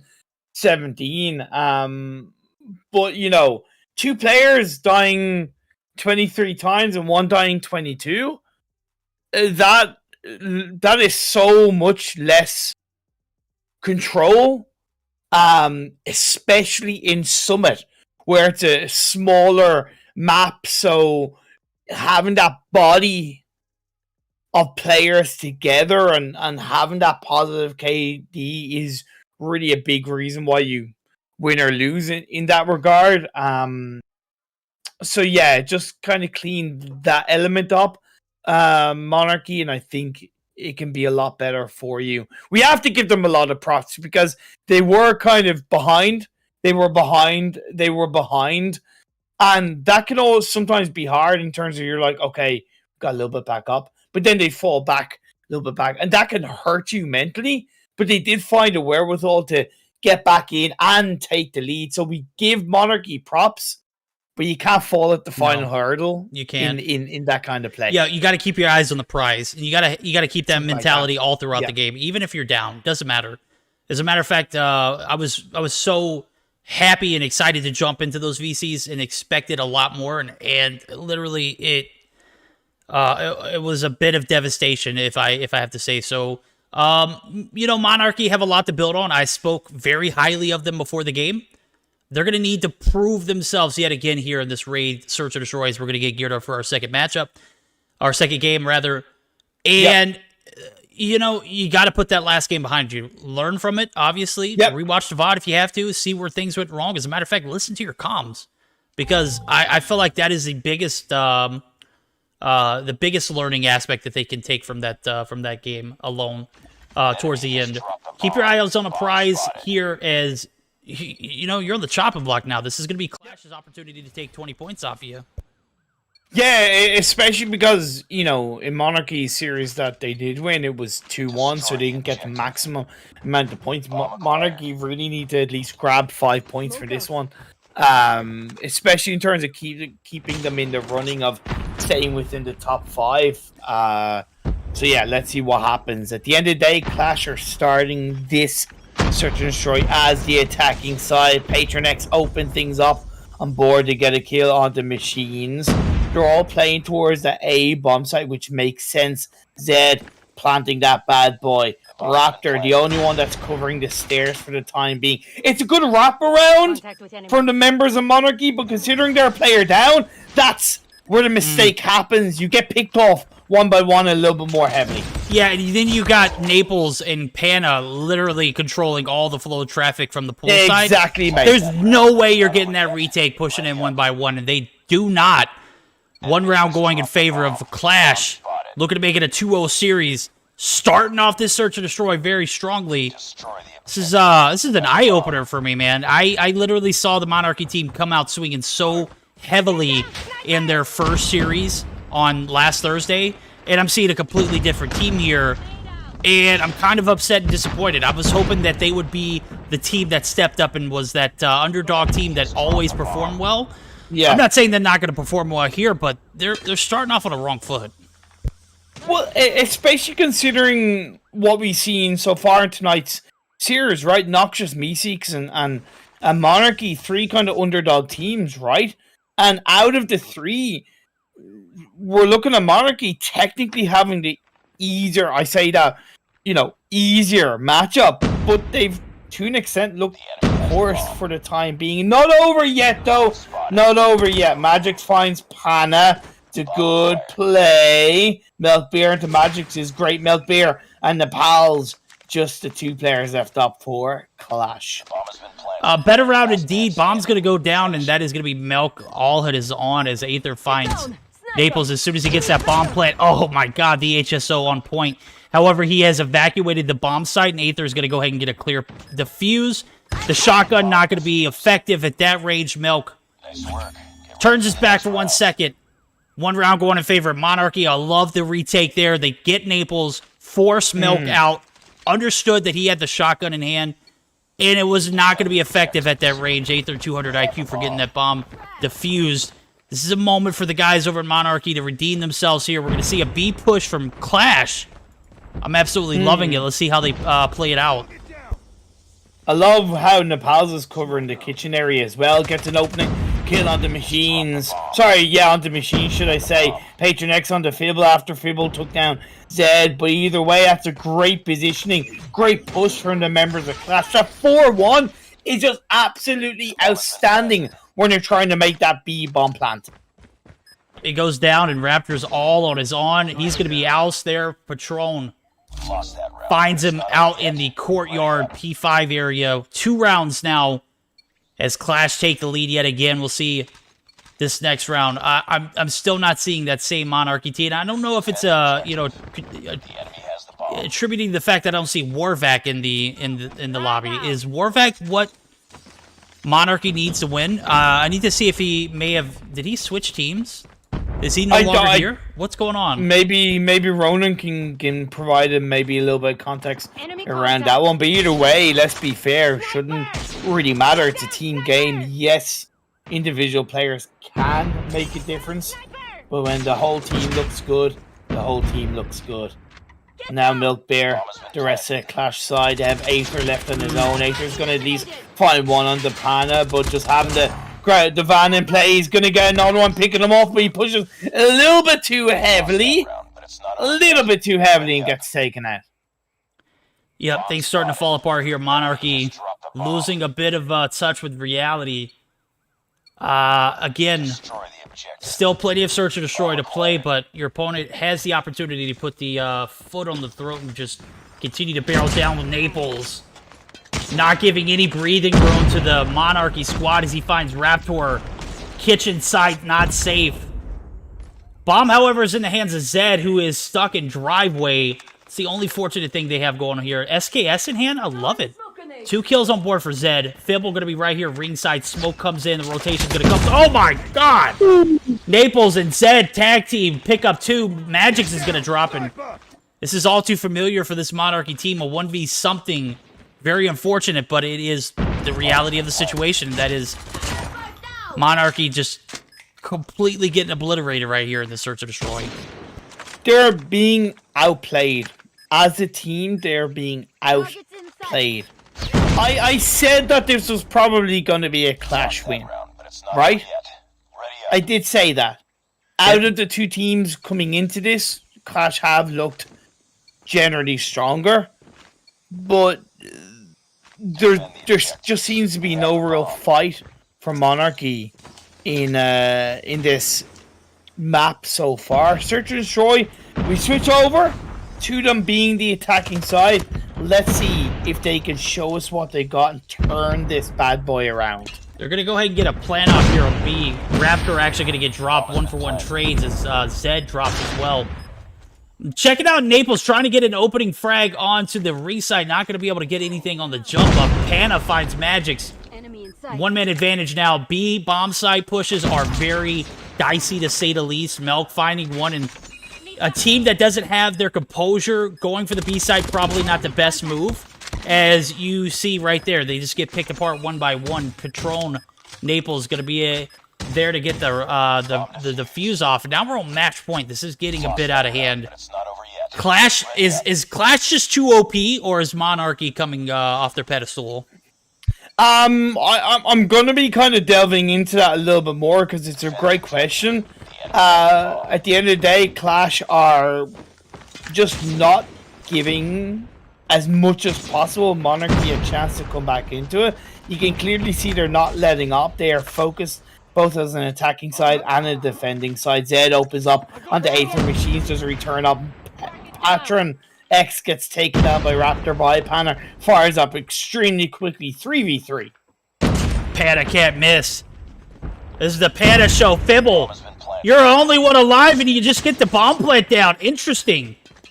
Thibble, full commit mode, is going to be taken down. He finds Milk before he does.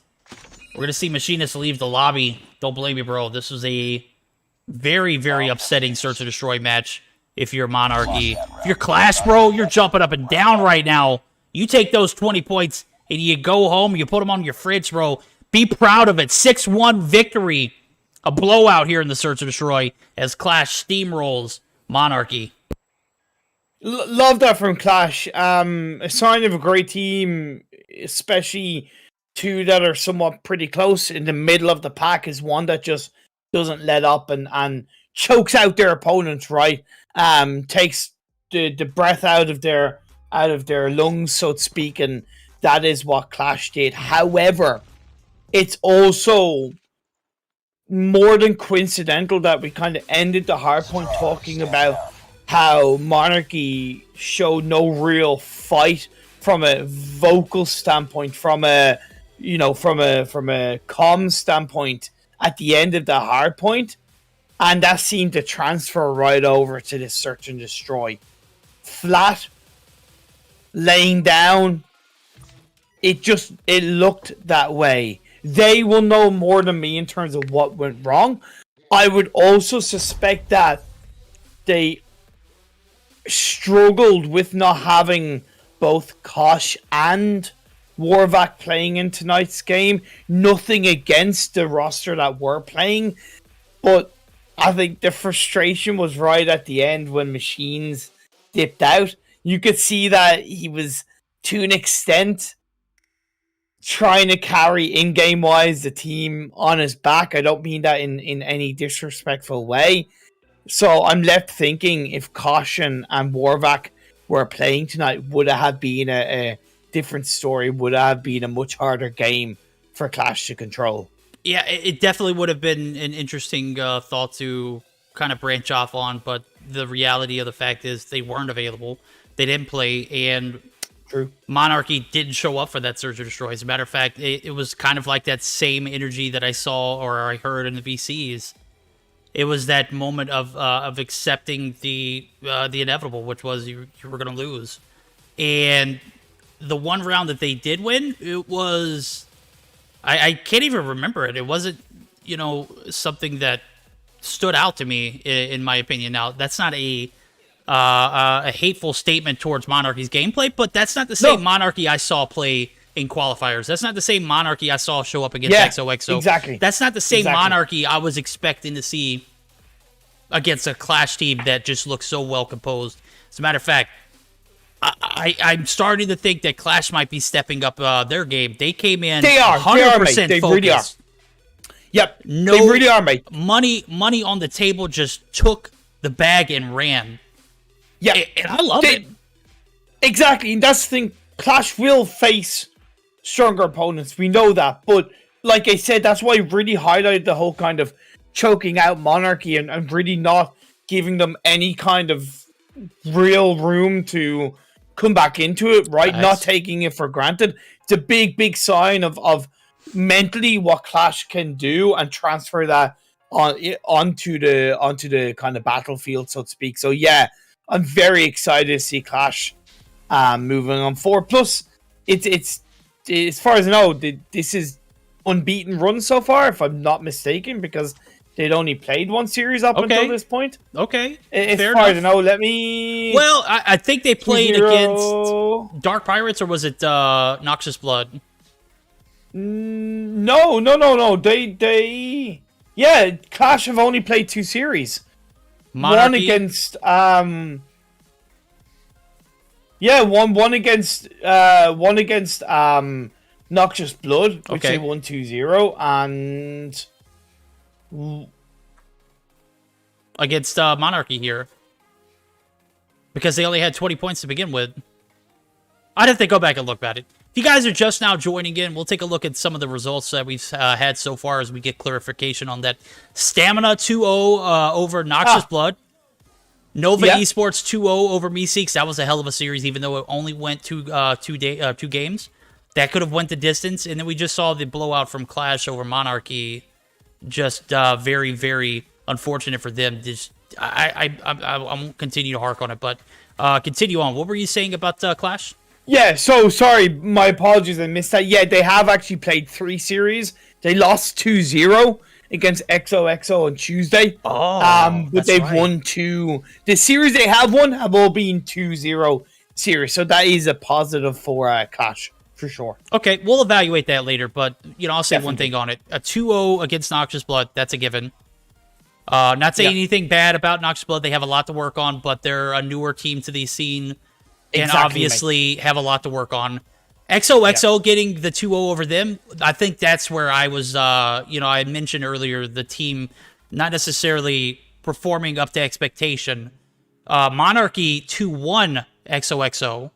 So now you got Qlash who take a fat 2-0 loss. As a matter of fact, it kind of looked like Monarchy, you know, that we just saw on Tuesday. That's exactly what I was speaking on earlier. Yeah, mate. But, you know, we'll dive a little bit more about that later. But at this moment, now we're gonna get ready for my series of the night. I'm looking forward to it. I don't know about you. This is Gallant Esports and Anarchy.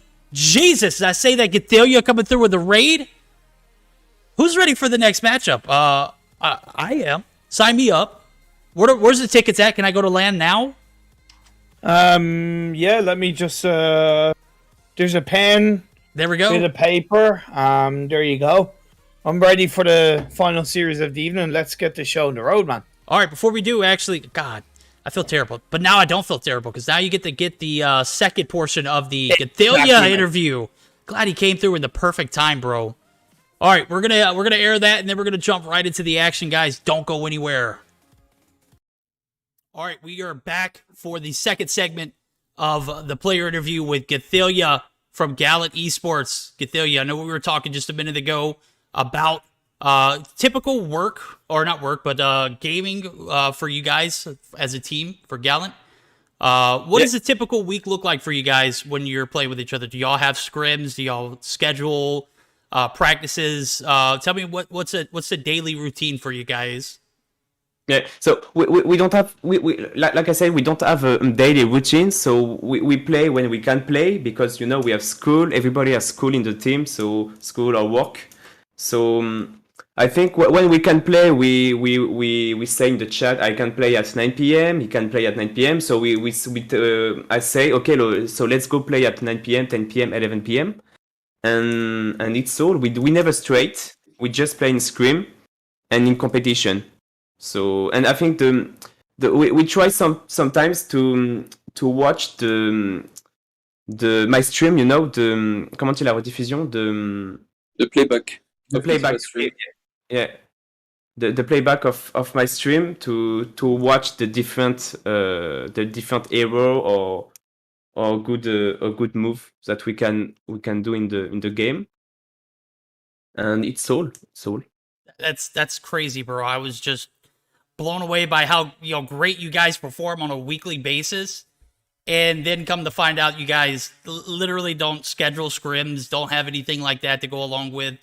What do you contribute a lot of your success to? I know that we were talking about some of the players that you guys recently acquired. You know, what kind of role do you have on the team? What kind of role do these guys have in regards to Sammy and Spy? Those were the two big pickups that you guys had. Yeah. Okay, so I think the power of the team is the game sense. So each player has a really, really good game sense, and we have a good team play. It's simple. And for the roles in the team, I think we have two main objective players. The main objective player is Capo, so he's still every time in the point.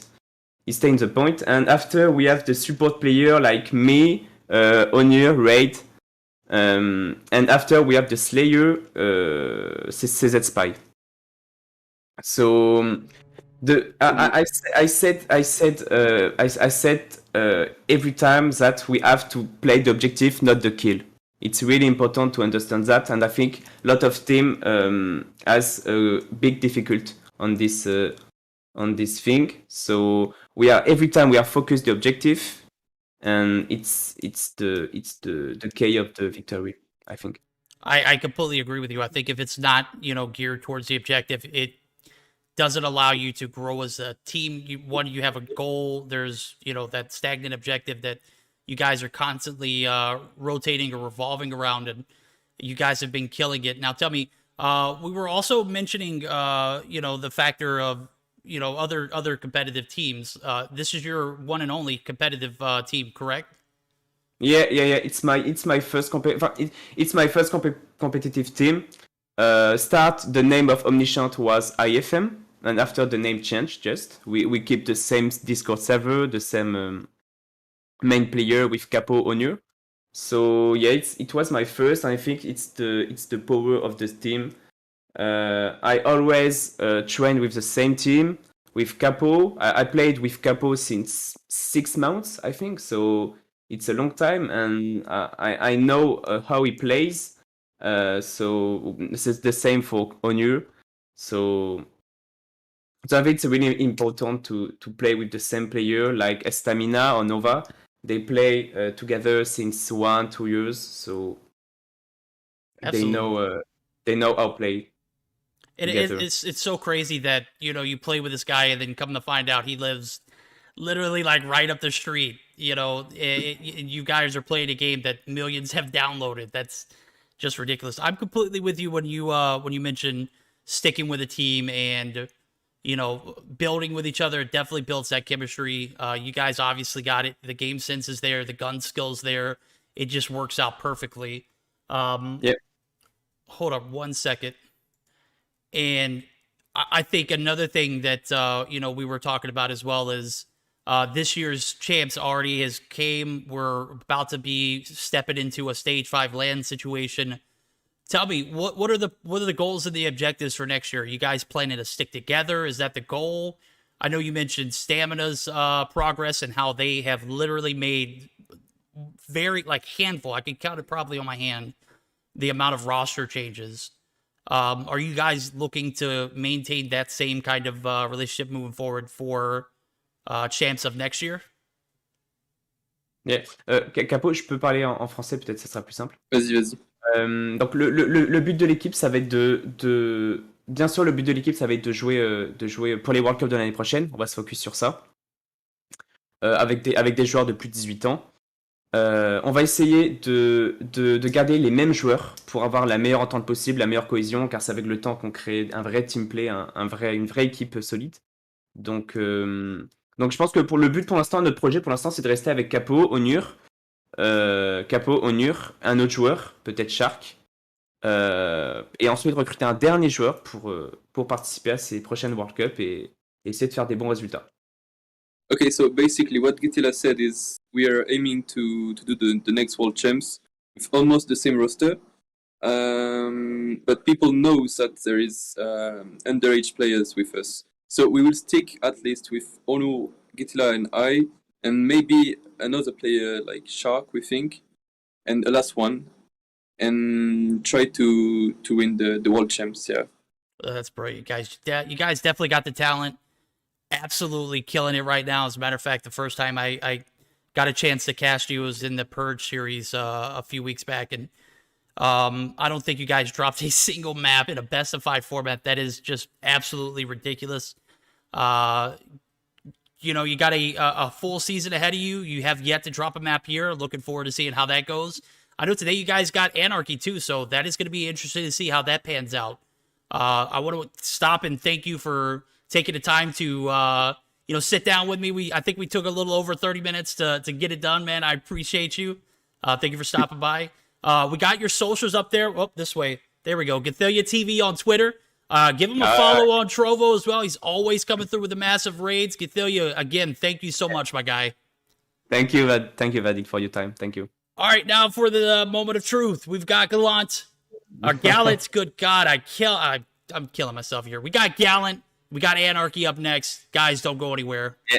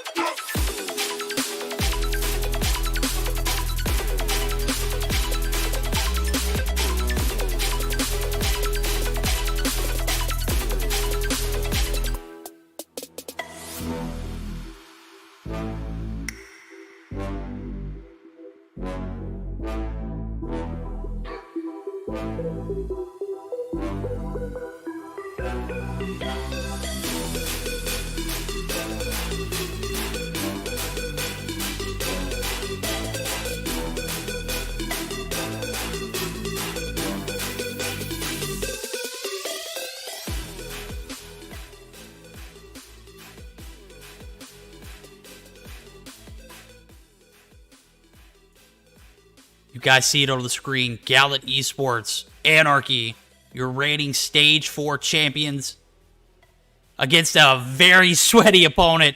Gallant Esports, I haven't seen them drop a map since I've seen them started casting. Since I've been casting them at all. I haven't seen them drop a single map. Is this not like one of the best matchups we'll see this season?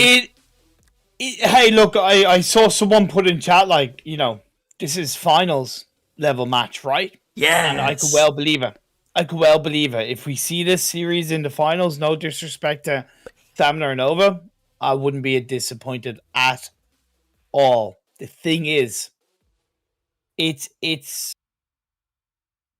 kind of ironic that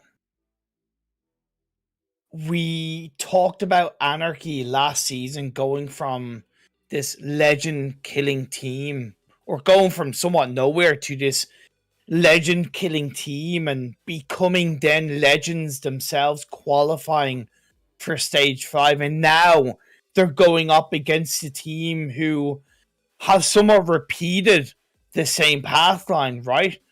You know, coming out of somewhat nowhere to win the Nova Championship Series 2 times in a row, their first mobile Mayhem, and they're unbeaten. It is a series set for the ages. I'm so excited. I have a lot of respect for both sides. Anarchy, nothing but absolute love for how they play as a team, as people. You know, we were in their VC even just before they tagged us and said, "Hey, can you join VC real quick?" And we're just having a laugh with them, shooting the shit. But you also massively respect what Gallant X Omni have done, how they've been able to break the barriers, step up to the plate, beat teams here, beat teams there, and really carve themselves into COD Mobile EU competitive. And this is the result that we're getting. Two gigantic teams clashing up against each other. No, you are absolutely right, bro. Beating teams is an understatement. These guys have manhandled teams. I don't know if they're going to necessarily manhandle Anarchy, as a matter of fact. This is a team that you just mentioned. Being the Giant Killers, or formerly the Giant Killers, to becoming the Giants. I mean, I described them once as a Cinderella story team. Like, literally 110%. You know, not getting any recognition, not getting any kind of, like, clout or anything, regardless of who they had on their team. You know, Miney on his own is a name that carries weight in this EU scene. And we were just literally overlooking them just out of, you know, the simple fact that they haven't proven anything. Yeah. But now we're miles past that, bro.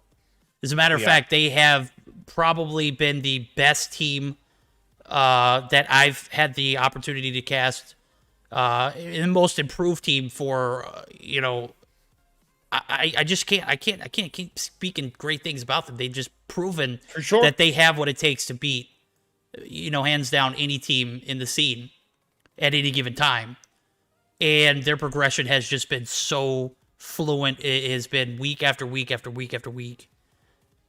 I can't see them plateauing anytime soon, but I also see a very, very hefty opponent ahead of them in Gallant Esports, who popped in and just, I mean, they're Mike Tysoning teams, beating the dog crap out of them. You know, out of respect, I won't say anything more, but what I will say more of is we got a hefty best of 3 out of us. It's going to start off on a standoff hardpoint. Is that right?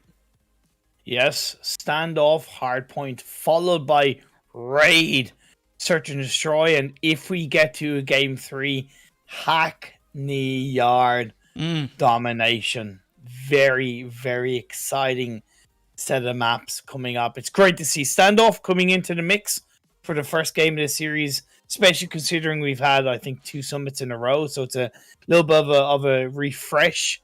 What feels like as far as the bans, the Crossfire and Summit are the 2 map bans, and the band operators are Kinetic and Sparrow, so the Annihilator is there for the taking.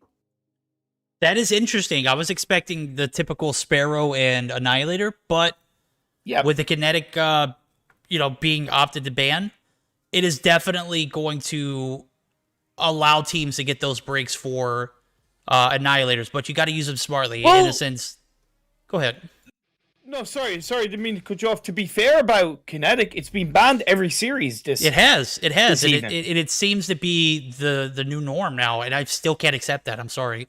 It's just not an ideal situation to ban. You should, you know, in my opinion, it should be Annihilator and Sparrow, because one, you know, you can't rely on those OP operators to get a break in.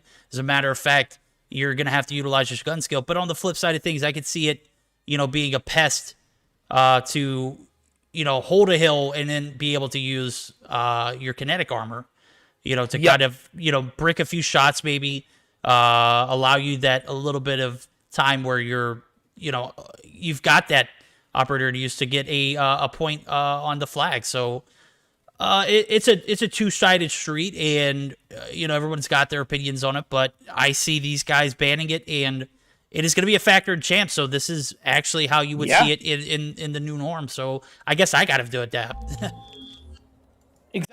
Exactly. Let's get this show on the road, though. Gallant X Omni going up against the might of Anarchy. The first game of the series. It is hardpoint. It is standoff. It is going to be a banger of a game.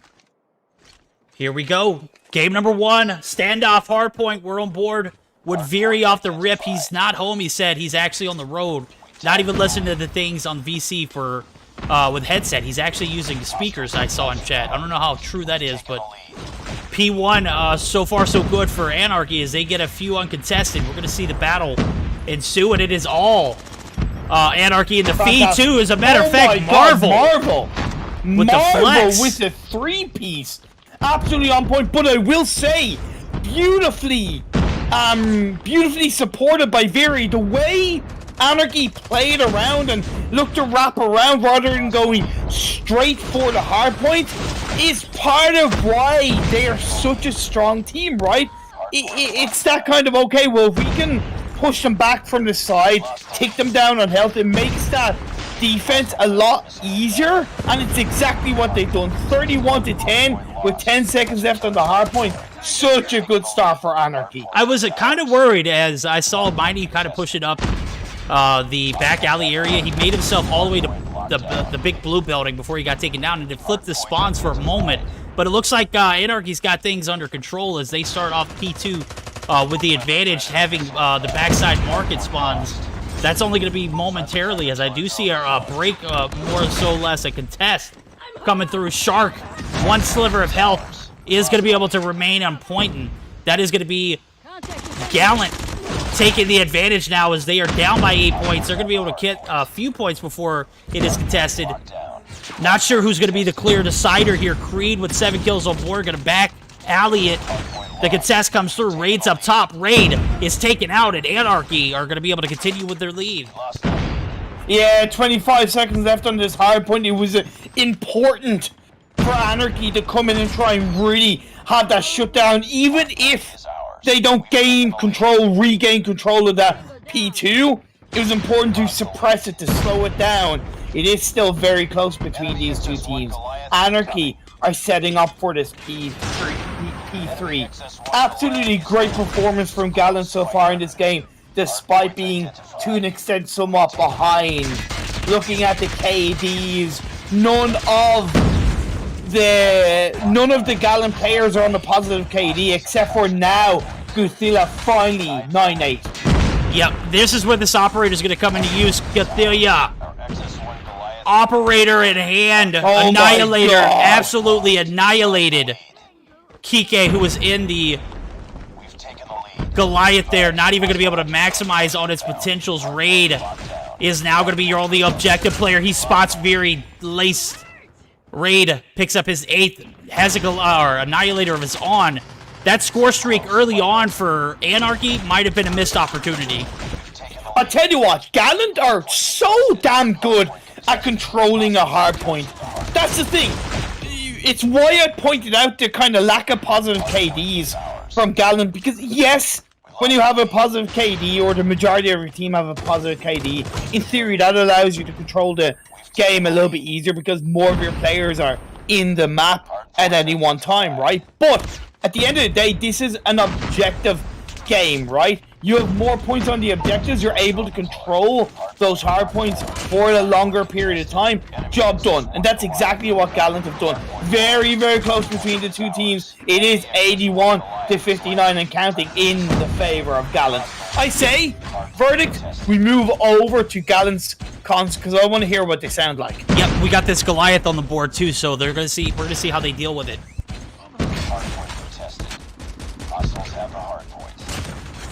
One more. Nice. Nice. Let's go. Garde le top. J'ai. Alligator farm, Raid, fais gaffe. Nice. Spawn box, c'est bien, guys. Watch boxes, nice. One more boxes, 1 HP, nice. Et laisse push, Capo. Go next. Allez, go next. Je prends Take grannies. I want my street. No, statue. One next. Bottom grannies. Get chill up, bottom grannies. Okay, I smoked up grannies. No. That's right. Stay in the point. Top shot, yes. Defend factory. Stay. Take l'objectif, Capo. L'objectif. Nice spy, nice. Stay true. Statue dead. Broken, bro.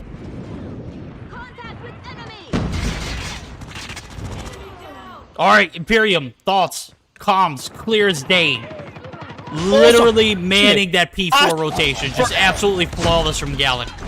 Yeah, impassioned, strong, just knowing what they need to do and where they need to be across the board. I did take a bit of a sneak peek into Anarchy's comms while you were staying in Gallant, and quite flat. A little bit defeated, just not as impassioned compared to Gallant. So you can see that is 110% transferring to the score that we have between these two teams. 1 second until the next hardpoint. 149. Gallant, they only need 1 point. This is a tough one for Anarchy to swallow here, as we're going to see 1 point open up, 1 point down in the books. That is going to be Gallant Esports taking a massive dub in game number 1, 150-75. What a performance from Gallant. They recover so well on that P3 transition. As a matter of fact, that same energy went to the P4. They took out 2 Goliaths in the meantime. And you can attribute that to their comms, their usage of the Annihilators. It's ridiculous. Just better timing and teamwork, right? Better timing and teamwork. And that's why, even from that kind of P2, and like you said, the P3 and even the P4, the way they hold on and defend the hardpoint is some of the strongest I've seen in COD Mobile EU competitive for quite a while. I would say, though, on the other hand, Anarchy, it's kind of starting to feel like they're playing a little bit too individually, right? I could see We're that. starting to see that kind of, yes, they're very strong players on their own, and no doubt about it, they can hold their own. But at the end of the day, like I say, it's a team game, so 9 times out of 10, the body advantage will win out. And time again, it seemed like Anarchy were kind of going a little bit too solo. At the start, they played great on that P1 because they were together and they had the off angles, right? But after that, there was very little from them as a team. I mean, you can take a look at a scorecard, bro. That'll tell you a lot. 26 seconds for Miney and 38 for Creed. Those were the only players who were on the objective. Viri, 15 seconds, 9 seconds for Kike, 1 second for Marvel. Those are not the stats of a team that wanted to come in and win. You look at the flip side of things, 1.5 minutes for Capo. He played his role well, bro. He went 12-14. We'll cut him a break. Ray, 25-12, going double positive against your stage 4 reigning champs. Yeah, that's ridiculous. Yeah, that's also something else that maybe, and that is a little bit of a product of a lack of teamwork, that they didn't shut down the player that needed to be shut down. Yes, clearly, Gallant as a team fed into Raid and played around him in the best possible way and gave him that freedom to shine. But it was very much Anarchy looking a good bit weaker in this first map of the series, and it hurts me to say it, but the writing is on the wall in that sense, right? The result speaks for itself. It does. It's a very confident win from Gallant. I was so invested in Anarchy taking the game off of those first 2 points that I got so distracted by the fact that Gallant had already devised a plan and strategy and executed it so very well. With that massive P3 retake, they took down the Goliath. They rotated early to P4 as well. They got all of the trickle time on P3, Shark alone. And then you had 2 already setting up for P4. It's just ridiculous, the early transitions paying off for Gallant. And now we're going to see a potential last game in this series. Best of 3. We're on Raid, Search, or Destroy. What does Anarchy need to do to bounce back? They just need to play a little bit more as a team, and their comms need to be, come on, guys, right? Where's that kind of stage 4 fire, right? Where's that stage 4 kind of, oh, let's do this, right? Going down to the loser bracket, then making that massive run.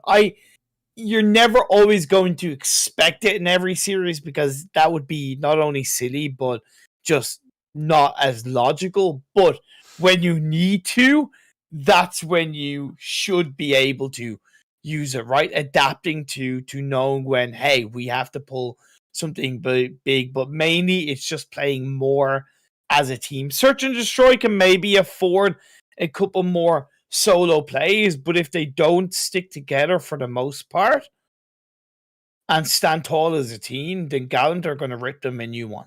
So tell me this, I got a question before we jump into this next game. Based off of the bans that we've got, and I'm looking at this from multiple angles, the grav spikes, or not grav spikes, I'm sorry. Let me take a look at it. The kinetic armor was banned by Gallant, correct? Yep. Anarchy banned Sparrow. Would it have been more logical to ban the Annihilator in the sense if they're going to utilize Goliaths? Yeah, it would have been, right? It's a good question, but it's a very simple answer. Yes. However, once again, if the teamwork isn't there and the timing of those operators are not there, does it really matter what you pick or ban, right? You bring up a great point. You bring up a very good point, and that could have aided them in maybe finding an opening, finding a bit of a return into this game, but it certainly wasn't the reason why they lost. Okay, that's a fair assessment. Definitely would have been closer, in my opinion. I felt like the Goliaths would have had a little bit more life. Yeah. Granted, it was already half health going into that P3 transition. You can't do anything there, but you get a Goliath on that P4 transition. It's placed right outside of gas. It's literally destroyed before it even makes it to the point. That's a decision, we'll ponder on later on, but for now, we're going to go ahead and jump straight into the action. Oh, yeah. We're going to jump straight into the action. It was a great question. Yeah, let's get this show on the road. Okay, so Anarchy, starting as the attacking side for the first 5 rounds, that does fare them, I think, a little bit more heavily to control the pace, to control Gallant in the right way. It's a good defense, but Marvel opens the door by getting a kill onto Shark. Yeah, but Miney and Veer are going to drop in the back, and that is going to be a 2-for-2 trade. Now, Kike finding one. He's got Gathelia to deal with. Gathelia doesn't lose those. Creed on the revenge. Okay. Bomb is in the hands now. Do you get this plant down? Is it gonna be successful? Marvel. Maybe as now as a 2v1 as Marvel picks up Capo. It's going to leave Raid, but Raid is a menace, to say the least. Can he make this 2v1 clutch happen? Bomb's going to go down. He's going to have a little bit of pressure. 40 seconds on the clock. Raid has a chance to upset this Anarchy team yet again. We'll see if he does it. Marvel going to get caught lacking in driveway, but the shots are not going to land. Creed. Lovely. Going to be there to have Marvel's back. Huge. Yeah, nobody huge dropped indeed. there. Sticking together is so important. Raid needs to find an extra opening because right now he's a little bit pinched. Marvel has gone a little bit closer. He's going to play in from behind. He gets a kill with the shorty, and that is job done. First round over to Anarchy. Good trading, but at the end of the day, once again, that kind of body advantage coming into play, and it's clearly a much stronger level of teamwork from Anarchy, at least in the first round. Well played for them. They had a bit of adversity there, and that's, oh my god, Marvel, what are you on today, bro? Talking about someone who's making an impact on this roster, this pickup was absolutely clutch. Gathelia can be there on the revenge, but is going to be taken down. Marvel's got 2 on board. Raid takes down Creed. We got 2-for-2 trades as the B-bomb plan from Anarchy is going to come through. PK planting that bad boy. It's a 2v3 on towards the B side is very risky. Sticking together is important. You have Kike covering the side of the wall up towards the building. A little bit low health on board. Marvel is going to come in, gets a knock on a, sorry, should I say a kill onto Shark. Kike comes in to take down Nova. Spy is left uprated. Comes in, he's going to try and get the kill, but it doesn't work out. Marvel finishes him off, and once again, verdict, much stronger teamwork from Anarchy. They're making a couple of risky plays by going for that B bomb plant, but at the end of the day, they are clearing those B bomb plants. They're planting it. They're setting themselves up for a much stronger defense, so I really can't argue it. No, you can't. As a matter of fact, they look a lot more composed in this Search and Destroy. They look like they are playing to the best of their ability, as they know what the implications are early on. Cathilia gonna find one in Veery.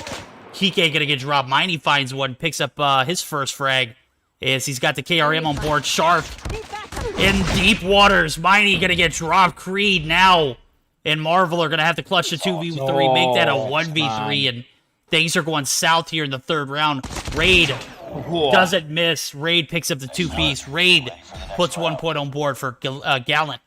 And now we're going to see how Anarchy respond to that last round. The B-bomb push was not it. Will they adapt? Defend the objective. The enemy has the bomb. They have to adapt. They need to adapt. They can't open that door and let Gallant walk on in, because Gallant will stomp their way in to this Search and Destroy game. Kike with the bomb. The Bayonetter, he's going to get taken out by Godzilla. Absolutely spot on. He will get traded up though, as Creed keeps things even Stevens.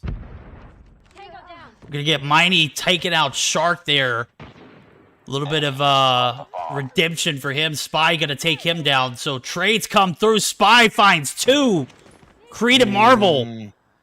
As Creed finds 1, he's going to be left on his own. Marvel's going to be taken down. Raid and Spy going to be looking for the tandem shots to come through. Ray going to be forced to fall back. Spy should have probably repositioned there and anticipated Creed push up the staircase, but nonetheless, Creed going to be able to escape with his life. Doesn't have the bomb in his hands, which could be a difficult task, and if Spy recognizes the bomb down, he could definitely get that information to Raid. They could camp it out, but we'll see if Creed's able to regain composure. Gotta say, credit to Creed. Solid reposition off the back of taking Ray down to a sliver of health earlier on, and he did move up the stairs. I see what you meant by Spy maybe repositioning, but I think he was just a little bit too far away to pull something out. And despite Creed not having the bomb, time is running out, of course. I think he's doing a great job. But now out in the open, Raid is going to come on in. He's going to get taken out. Good response. Spy finishes him off, and Creed probably should have backed off a little bit more in those final moments, because he's done a great job of shooting down Raid. In the end, he gets returned on, and it's 2 rounds apiece verdict. Yep, failed A push, resulting in their second round loss, going in favor of the guys over Gallant, who are not taking this matchup lightly. As a matter of fact, these guys are just absolutely on point. Creed finds 1 in Shark, though. Huge opening frag. Ray gonna be right here. Finds shots. No! Raid, if you had stayed in cover, you might have been safe. Creed and Veery tag team finding 2, but Capo there to find it. Oh my god, Capo! What were those shots? You're left on your own, though, so play it safe. Bombs down, Veery, 200 IQ. We'll see if they can capitalize. Pressure's on, 40 seconds on the clock. Capo is in a bit of a awkward position, as I believe that was Creed and Marvel. Well, not Marvel, but yeah, that was Marvel. Marvel repositioned. Hell of a reposition from him. It should be a clean round from Anarchy. Indeed, Veery gets a kill on the Capo. Sniper shot nearly connected. If I had of, it would have been a kill, but in the end it didn't. And that was a really important round win for Anarchy, because it leaves them with a little bit more confidence coming into to them being the defending side. Plus, it does put them in the lead. So it could be the reason why they do end up winning this one and taking us to Game 3. Marvel shuts down Capo. That's positive. Marvel's been absolutely clutch here. Picked up 7 on the backs of 3 rounds. Creed takes down 1. Veery drops as well. Cathilia. Veery. We'll see you next round. 3v3. 2 for 2 trades. As Marvel's trying to get this jump shot to land. Not having any success, but Kike gonna be some collateral damage. Shark on his game right now. Does have pretty decent positioning. Marvel is aware of it. Is gonna back off now as we see the push come through this B side. Oh my god, Marvel finds his 10th. Shark out of water. 2v2. Spy gonna go ahead and plant the bomb. Creed gonna push up. Driveway, unsafe. Raid right there to reciprocate. Bombs down, 40 seconds. Marvel misses 1, misses 2. Oh, no. Oh, Marvel! Oh, but he gets taken out by Raid. Why did you re-peek? Doesn't matter. Noble sacrifice. Raid. Noble sacrifice. I gotta say, Marvel was that, you know, he knew what he had to do. He had to bait himself. Kree comes through on the execution, does a little bit of some body shooting. Love it. As the intensity is rising. 4-2 now. Anarchy. You gonna take us to a game 3? If anybody can, it is Monarchy. But we also have to recognize that there's a reason why Gallant Omni are undefeated in Mobile Mayhem so far. So let's not get too far ahead of ourselves. Spy finds 1, taken down. Shark gonna get traded as well. Creed gonna be some damage. Gathelia finds 1, pushes up, trying to get this A plant down. Smoke is in, on point. Kike up top, gonna get his own smoke down. Maybe look for his on push in, but the nade. Oh my God! Did you see that nade? Nice nade. Holy schmoly! I was watching Kike's perspective. I could see that, but why are you there on your own, right? Why are you there on your own? They know you're there. There's absolutely zero element of surprise, and you have nobody else backing you up. Now Vire's left to his own devices. He gets taken down by Ryad. That was honestly a poor mistake from Kike. If you know you're there, you get naded in that direction. Whether or not you gotta presume they know you're there. That's the thing. You got to presume. He didn't. He stayed there. He got taken out by the stairs. And honestly, that was they probably definitely the reason why they lost that They round. knew he was there, bro. The smoke came in. The nade to follow was the icing on the cake. That was, you know, that should have been your time to reposition, and he chose not to. Capo gonna get dropped early. Gathelia on the refrag. Gathelia not wasting any time. 4v4. Not a fan of B bomb plants in this position, but hey, to each their own. Creed up top. Laundry could be a devastating factor. The nade again. That is gonna indicate we know where you're at. If anything. Spy has his teammates back. He shuts down one of the Anarchy players. Creed and Marvel, the 2 players left up. It's 2v3. Can Marvel connect one of those sniper shots off? No, he can't, but Creed does come in. He can't kill. He gets a second. That great teamwork coming in. He can't find a third, though. Bites off more than he can chew. Comes out to the 1v1. Marvel with the shorty. Let's freaking go. What a 2v3 situation for Marvel and Creed right there. Absolutely OP match point now for Anarchy. Will they deliver the first loss of the season to the guys over Gallant, who have just been so OP, but even before entering Mobile Mayhem? Their name carries weight now regardless of the scenario, and this is an opportunity of a lifetime here to go ahead and hand that loss. Raid finds 1, massive. The smoke peeking through. Creed gonna be taking some bullets. Creed's absolutely Creed, one shot. Careful. He's You're out. Exposed. Massively exposed, Verdict. Massively exposed in that one. Yes, they do get a kill on the Capo. That's an important kill, but Shark shuts down Miney. Just Marvel and Kike left on their own. I can't see them surviving this 2v4, but Marvel has done wonders in this game. Gets a kill on the Spy. They need some help from Kike here as he's going to get pushed by multiples. Kike not going to get there in time. Is going to be left to play his life. Shark and Raider in compromised position. Raid's down. Shark, are you the next victim? No. That is going to be Gathelia. Recognizes the opportunity to push together. Finds 1. Oh my God, it's a 1v1. Shark and Kike. Oh my God, that wall bang was so good. Kike coaches. Kike coaches. He gets a kill. We're going to a game 3, Verdict. Oh my God, Kike, why did you have to do him like that? 1v3 clutch against Gallant. A 6-3 victory. A landslide. Things got out of hand. Things got spicy. Things were said. Now we're going to a game 3. And guess what? It's on Hack the Yard. Jesus Christ. Imperium. What are we watching? We're watching 2 teams at somewhat the top of their game. being straight up honest. Massive love and respect to both of these teams. I can't express that any more highly. Raid is an absolute monster. Straight up, Raid is an absolute monster. Big time. Godzilla stands out strong and stands on his own two feet in also a gigantic way. Can't take away from what Spy brings to the table with his experience both as a coach and as a former professional, well, actually current professional player. Then Shark, we've seen what he's done in the past. Yeah. Followed by Capo, who's really come into his own as a player. This Gallant roster is big, absolutely big.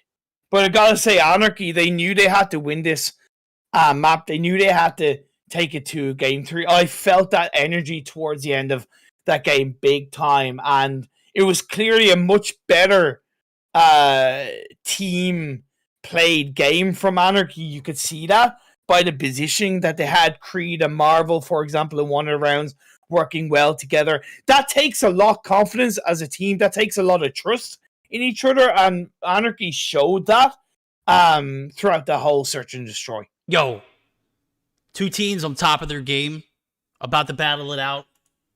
Domination, Hackney Yard's going to be the deciding factor. 6-3 win, convincing for Anarchy in the Search. 150 to 75.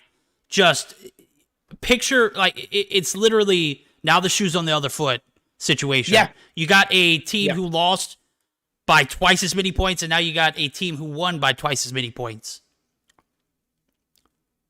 I don't know what to say. This is like, they're thriving in their element right now. And the deciding factor is going to be a Domination Hackney Yard. Yeah. I'm conflicted right now. If it were any other map other than Crossfire or Summit, good God, bro. I don't like a lot of these maps, do I? So Hackney Yard is probably one of those maps that it could go really well for a team, or it can go really, really bad really fast. All right. And it could go on either shoe, on either foot for either of these teams. Look, based on what we've seen so far, you've got this verdict. Gallant in Hardpoint, slayed. Straight up slayed. Big time.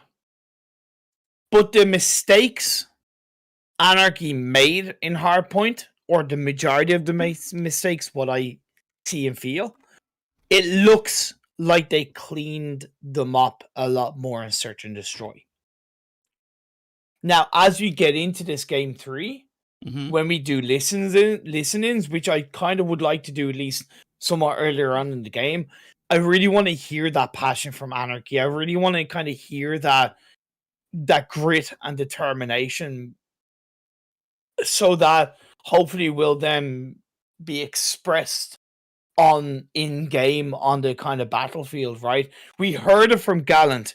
We heard how strong and confident they sounded in Hardpoint. That's not going to change coming into Domination. No, not at all. Yes, they suffered their first map loss of Mobile Mayhem, but that's water off a duck's back for them. They're easily going to show that passion in the final game of this series. Yo, I don't know. Out of respect for this matchup, I don't think I'm going to make a prediction. No. Especially not with it being a Domination Hackney Yard, because, like I said, it literally could just, at any point, just go south for either of these teams. So I won't make any predictions. I'll let chat, speculate whatever they want.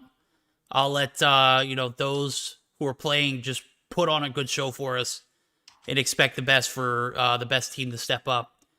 We're going to go ahead and spam that start button. Get ready. If I'm either of these teams, I'm not relying on a Goliath here. I'm sorry. Based off what I saw in the first, I'm not. I'm just not. I can't do it. But here's the thing. Can't even do it either, though. But here's the thing. Are not going to be a factor here. Yeah, but Verdict, should you ever be relying on a Reliant? On a Goliath, should I say? If you've got it in your score streaks, yes, you are. I love that perspective. I would disagree. Even if you have it in your, you should never be reliant on a score streak at all. Any of them at all. They can be used to their advantage. They can be used to turn a game around, stay in the lead, etc. But you should never rely on it. Let's see what happens as we're into domination. We're going to have a clear B site here for the guys over Gallant. They are starting things off strong. As a matter of fact, this is what I was talking about. Things can go sour quick. Free going to try and double back, but it's a day late and $1 short. A is capped. We have a flip early on, and Anarchy starting off in a massive hole. As we are looking at a potential flip back, but I don't think it's going to happen. Creed going to be the only one there. He's going to get some support by Kike. They're not going to cap C, which is interesting. Raid comes out to play, and that is a double cap in the favor of the side of Gallant. And only now have Anarchy gotten a point in their favor. It's a massive deficit, a shaky start for Anarchy. Sora in chat said that Search and Destroy is Gallant's favorite mode.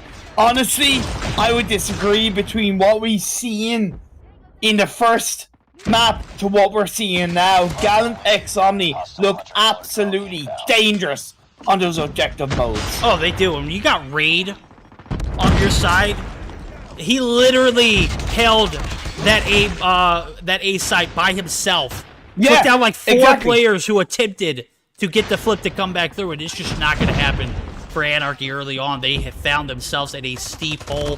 Going to need to make out for it here. There's still a little bit of time left in this first half. They're going to need to get a double cap. I'm sorry, right now, they're gushing blood. Yeah. It is not stopping anytime soon. Spy going to get Flash there, and I don't know, man.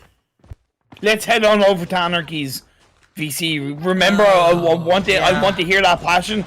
I want to hear what's going through Anarchy's comms. All right, we're jumping to Anarchy's as they're dealing with a little bit of adversity. We'll see how they sound in their listening here. I see you guys. Hop up, Marvel. Nice. Mid. I see hop up. Nice. One more. BP flag. Is it top up? Nice. One mid crates. Let's cap it. No, one more mid. Oh, nice try. Let's try to push. Maybe that's something that air control. There's no need to. I think we should just play for streaks right now, bro. 10 points. We don't have anything to do right now. Oh yeah, that's true. Top head.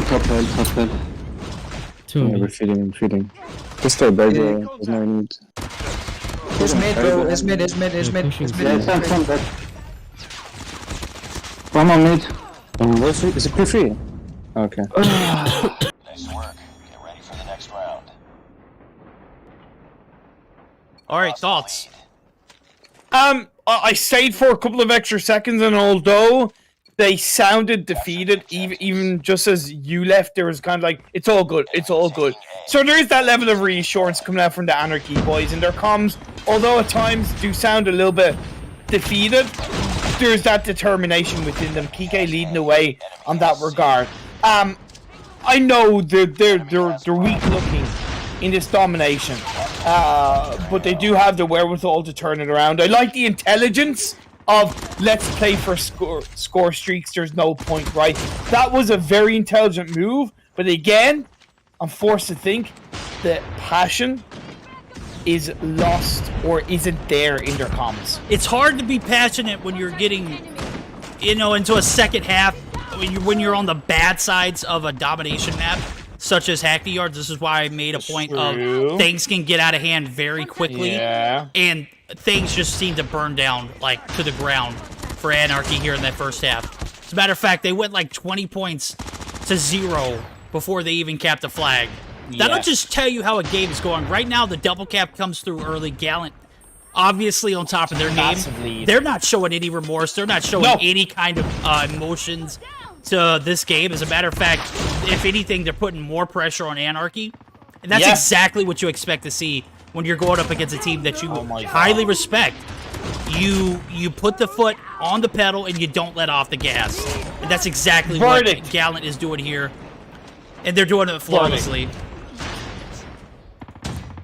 Freaking 17-18-5 KD for Raid. Finally, it's a 6 kill. But he's only died 6 times. That's a 3 times KD for one player. Plus, for Raid. You can't let that happen. You saw it in Hardpoint, right? Yeah. You know, I know it's a team game, but at the end of the day, when one player from an opposing team is absolutely annihilating your team, you have to shut that player down and shut him down pretty damn quick. Yeah, I don't see that response coming anytime soon. As a matter of fact, we're well beyond triple cap territory. As a matter of fact, even if a triple cap did come through, it's not even going to be a factor if I'm not mistaken. My math's not great, and I won't even depend on it, but the reality of the situation... Anarchy hasn't had a single double cap throughout this entire domination game. The bank on a triple cap, it's not happening. This is it. Game number 3. Gallant Esports on the backs of Raid going triple positive for a time. I'm not sure what his KD is now. It's -2 triple pos. But that's it. 150 to 68. A blowout in domination. A well-played third game for the guys over Gallant. Hell of a way to start off that domination game. A masterclass from the side of Gallant. An absolute masterclass. Like, they just didn't let up. It's why I highlighted the strength of Qlash when they didn't let up against I believe it was Monarchy. Who was it again? Monarchy? You know, Gallant did not let up. They didn't let up at all. Second half, didn't take it for granted. Got a double cap straight off the bat. And Raid, Jesus Christ, that man's goated. Absolutely goated. Like, balls to the wall, straight up. Got 4 captures and a near 3 times positive KD. You know, that stuff is just hard to get away from. Insane. Yes, Anarchy definitely have shown their weaknesses big time. They really need to improve in hardpoint and search and destroy coming into the future, but because they're a very intelligent team, very, very intelligent team, but they got outplayed, absolutely outplayed in the objective games, and they will need to go back and work on how they play hardpoint and domination. Hardpoint in particular, because you saw how the search and destroy went. It was very, very well orchestrated. It was some of the best searched game that I've ever seen out of Anarchy on Mobile Mayhem. And you take the hardpoint. Now you've got a push to a 2-0 against the stout Gallant Esports team who just absolutely exposed you on that Hackney Yard map. Granted, I made comments about how toxic that map can be, as well as how lopsided it can get. I painted the perfect picture in that case. You were dead right, mate. And Gallant came through, and they did exactly what they needed to do to take that win. And that first half push towards the A site, completely out of left field. I did not expect them to do that. It paid off so well because you got Raid, who was triple positive at one point, went 22-8 to end the game, but had 16 kills going into the second half. Yep. 18 kills. I'm sorry, 18-6. Jesus Christ. Like, yeah, there's a reason why they're unbeaten, though, right?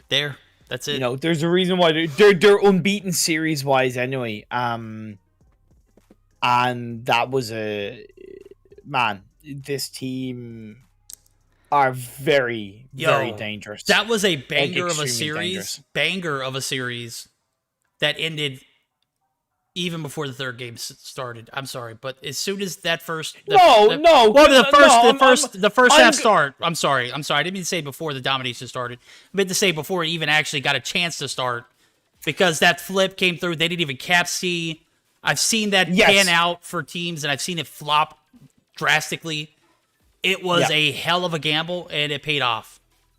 Yeah, exactly. So I'm glad you corrected yourself on that one, to be fair, man. And at the end of the day, like, Anarchy are still goated. Let's be straight up. Facts, dude. Any other map, we have a different game. Any other map, if you go into the second half on the bad sides of that map, there's no coming back. It's lopsided. But like I said, their weaknesses were a little bit more heavily exposed against Gallant in that objective game. Big time.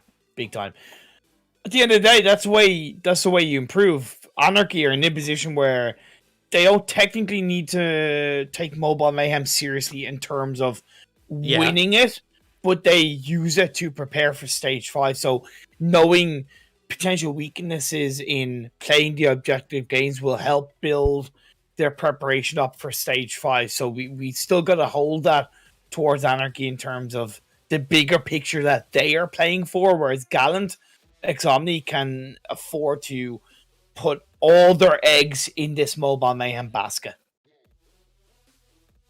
You're absolutely right. As we're taking a look at today's results, there's an error on the results page, but we will get it corrected before we make any social post. Stamina and Noxious Blood, there's no error there. That's a 2-0 in favor of Stamina. Nova came through swinging heavy.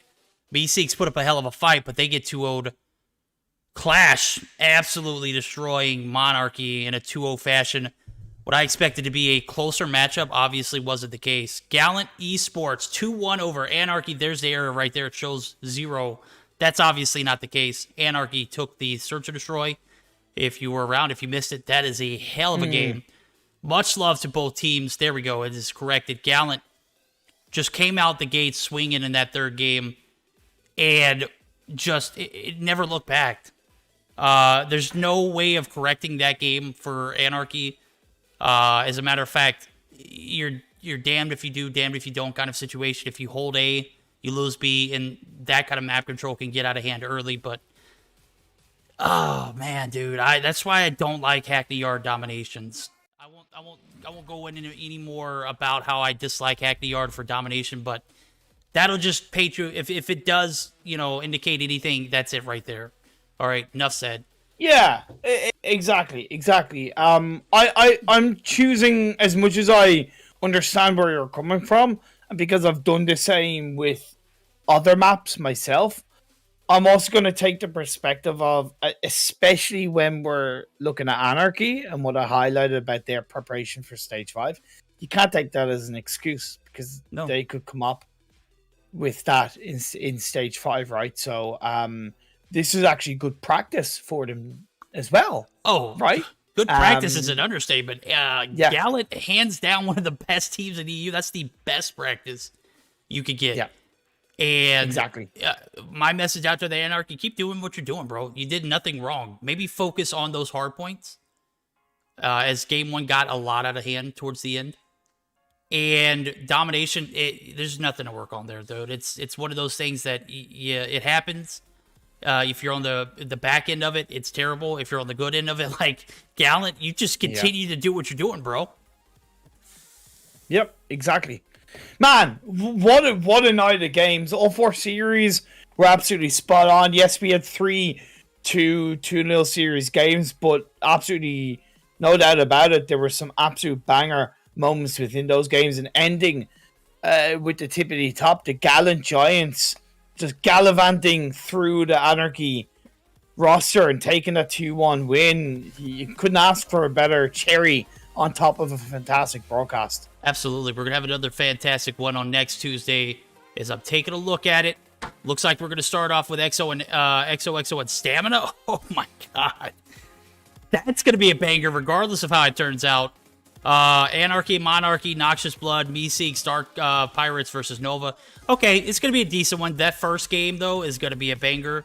And I'm saying 2-0s for the rest. But we'll see who shows up.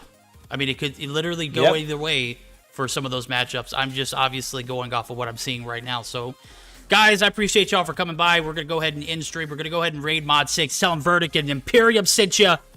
Much love to everybody. Much love to you, Imperium, you beautiful bastard. Love you. To you. Love you. Sexy beast. Later, guys.